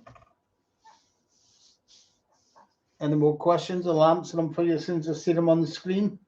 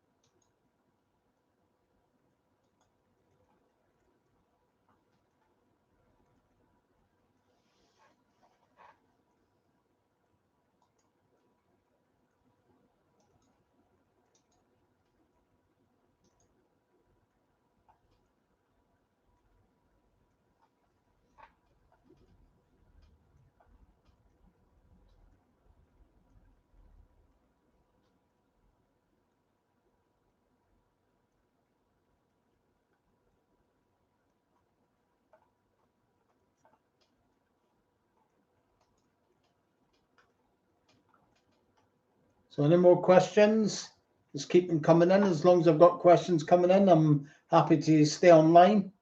If the questions start dying up, we'll call it a night, and we'll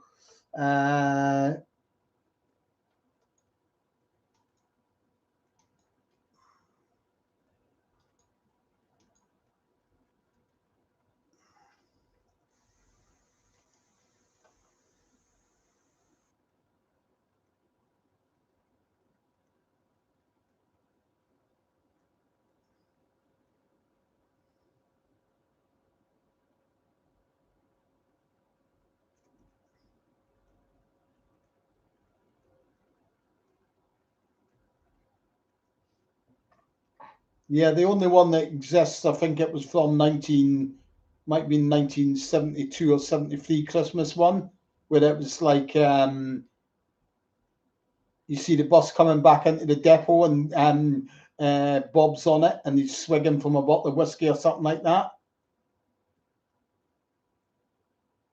And Blakey comes across to confront him and take him off, and Mum and Olive get off with all their Christmas shopping. I think they've got a goose or something like that that runs loose, and the depot, and you see Blakey chasing after it. That'll be the only, that must be the one that it is. There's an earlier one from 1970, but that was white. That's that Christmas episode that I mentioned there as the only one that actually exists. So it must be that one you've got on the disc, Gerald.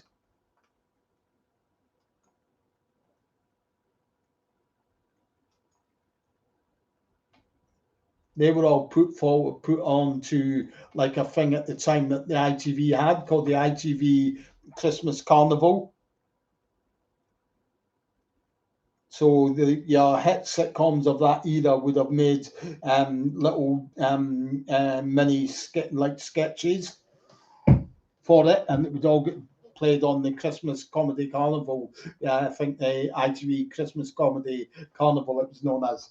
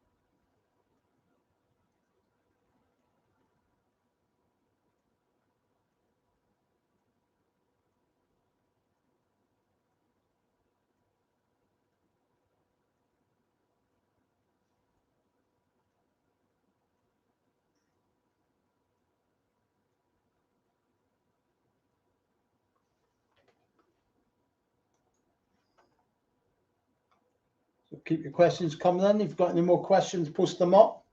Like I say as well, if you're here and you're enjoying what you're watching and you've not subscribed to the channel, go down to the bottom of the screen. You'll see a little subscribe button. If you click on that, that will be you subscribe to the channel. Then any future live Q and A's I have, you should get a notification if you've got your notifications set correctly in your YouTube settings.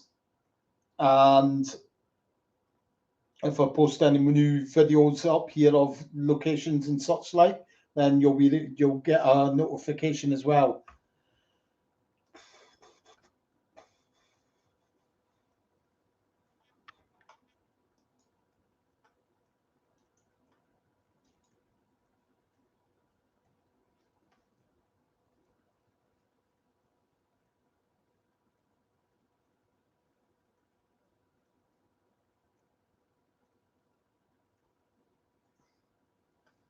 Yeah, they would have got a minimal fee for it, paid a minimal fee. I'm not too sure how much it actually was, but obviously Eastern National would get like free advertising of the buses and all of that from it as well. So that would be the added bonus that they would get from it.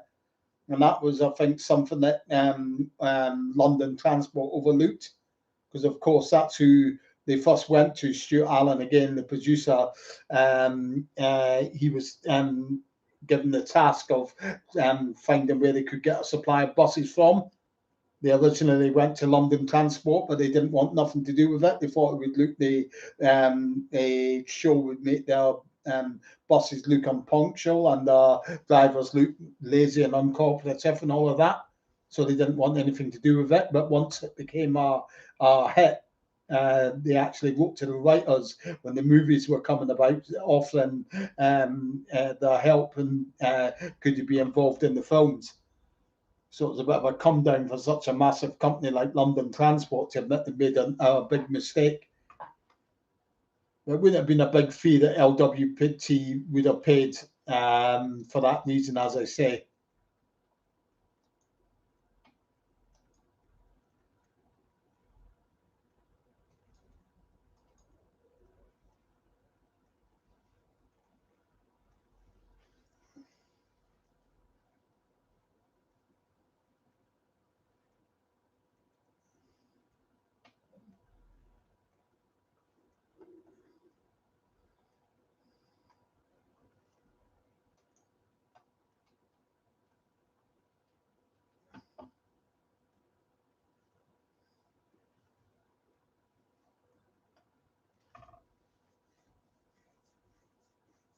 Yeah, that was talked about earlier here. I don't know if you've been here all the time, Jim. It was called the Busman's Holiday. The cast that was in that were from the on the buses were Stephen Lewis, Bob Grant, Anna Karen. They were all in it. Pauline Cunningham was also in it, who was in an episode of On the Buses. Terry Duggan was in it, who was in several episodes of On the Buses and the spin-off film. I do believe as well Jeremy Connor was in it. Jeremy Connor was Kenneth Connor's son. Obviously, Kenneth Connor out of the Carry On films.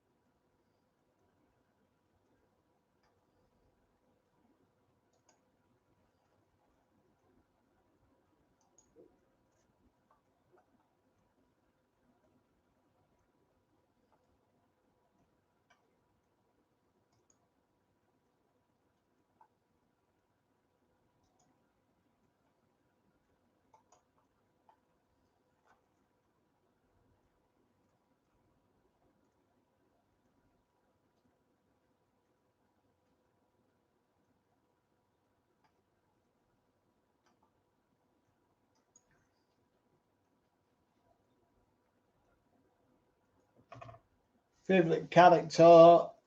I just loved Arthur's character in it.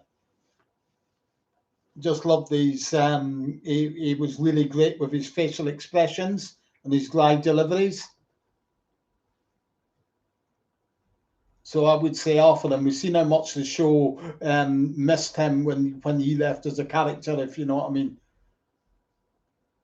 Because you've got to remember that the character of Arthur was sort of like fed the humour to Olive, if you know what I mean. There was the banter with Olive that was lost, and also he had the banter with Reg that was lost at home. Once he had gone, there was no real conflict in the house, if you see what I mean. Was a big loss there. For me, anyway, my favourite character was Arthur.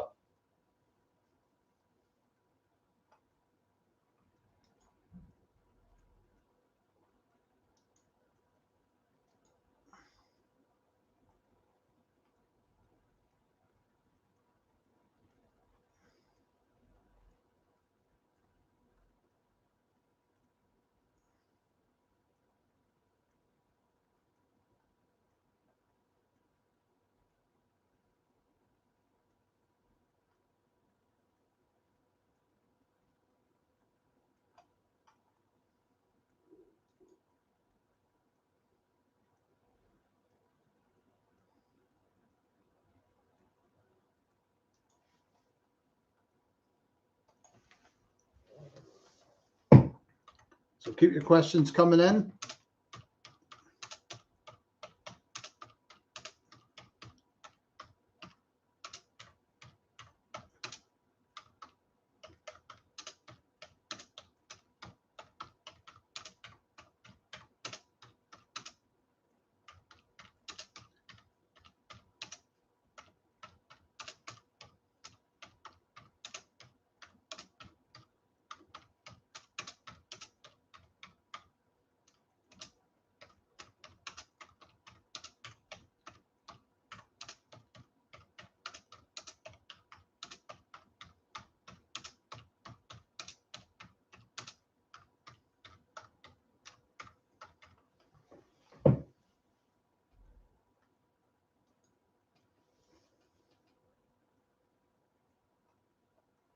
Yeah, it's got pictures in it. They're all black and white pictures, also. Don't go expecting them to be very full of colour pictures. No, the A to Z, sorry. The A to Z's got a few pictures in it, not a lot of pictures. They're all black and white as well. It's got a few pictures. Don't go expecting a lot, though. There's ones of Doris in there, ones of Bob Grant. Let's see.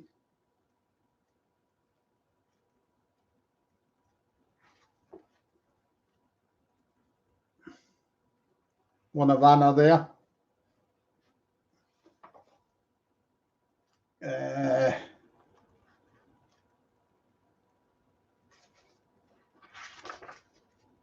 There's one of Bob.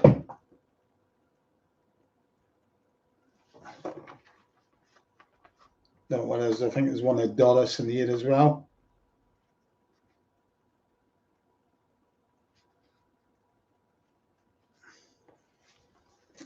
Got one of Doris.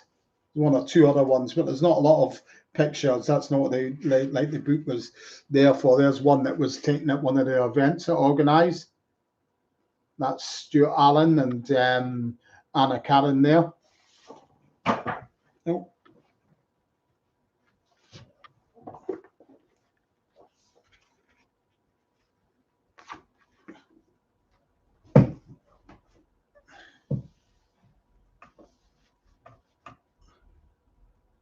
So keep your questions coming in.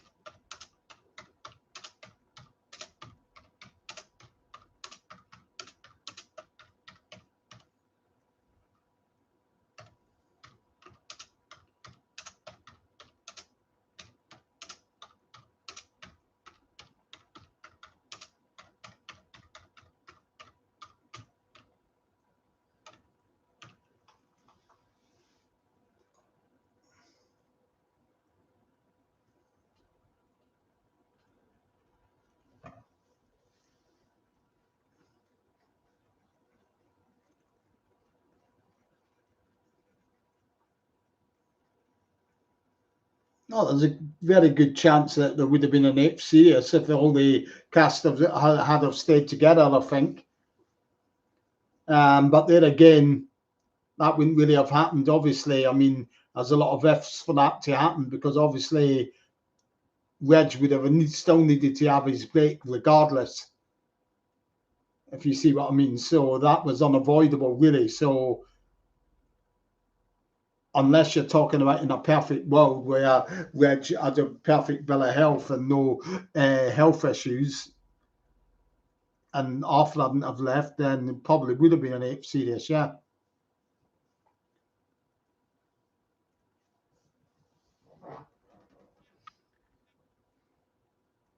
If you've talked about the 8th series, as in with the cast that there was left remaining, then it probably would have been much like what the end of Series 7 was.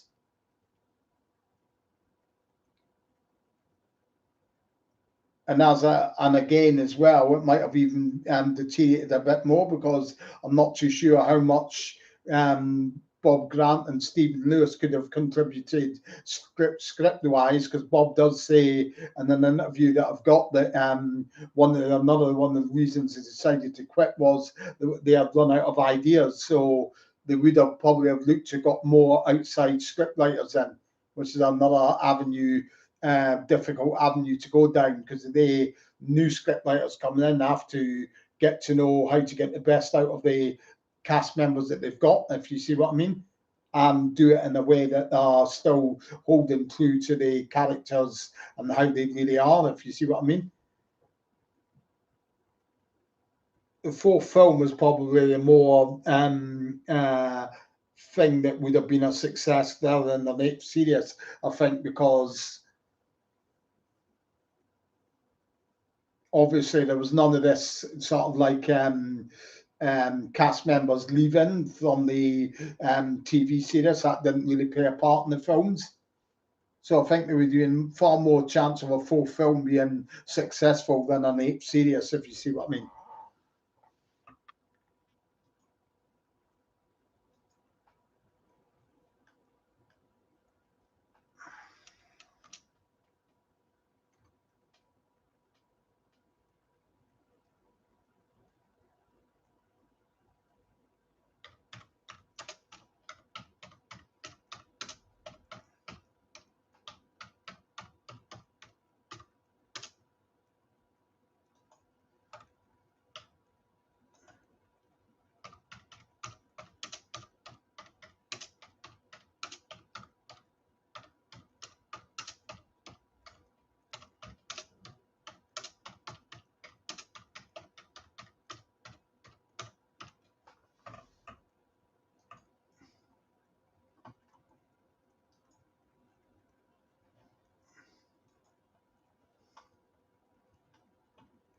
Hi, Martin.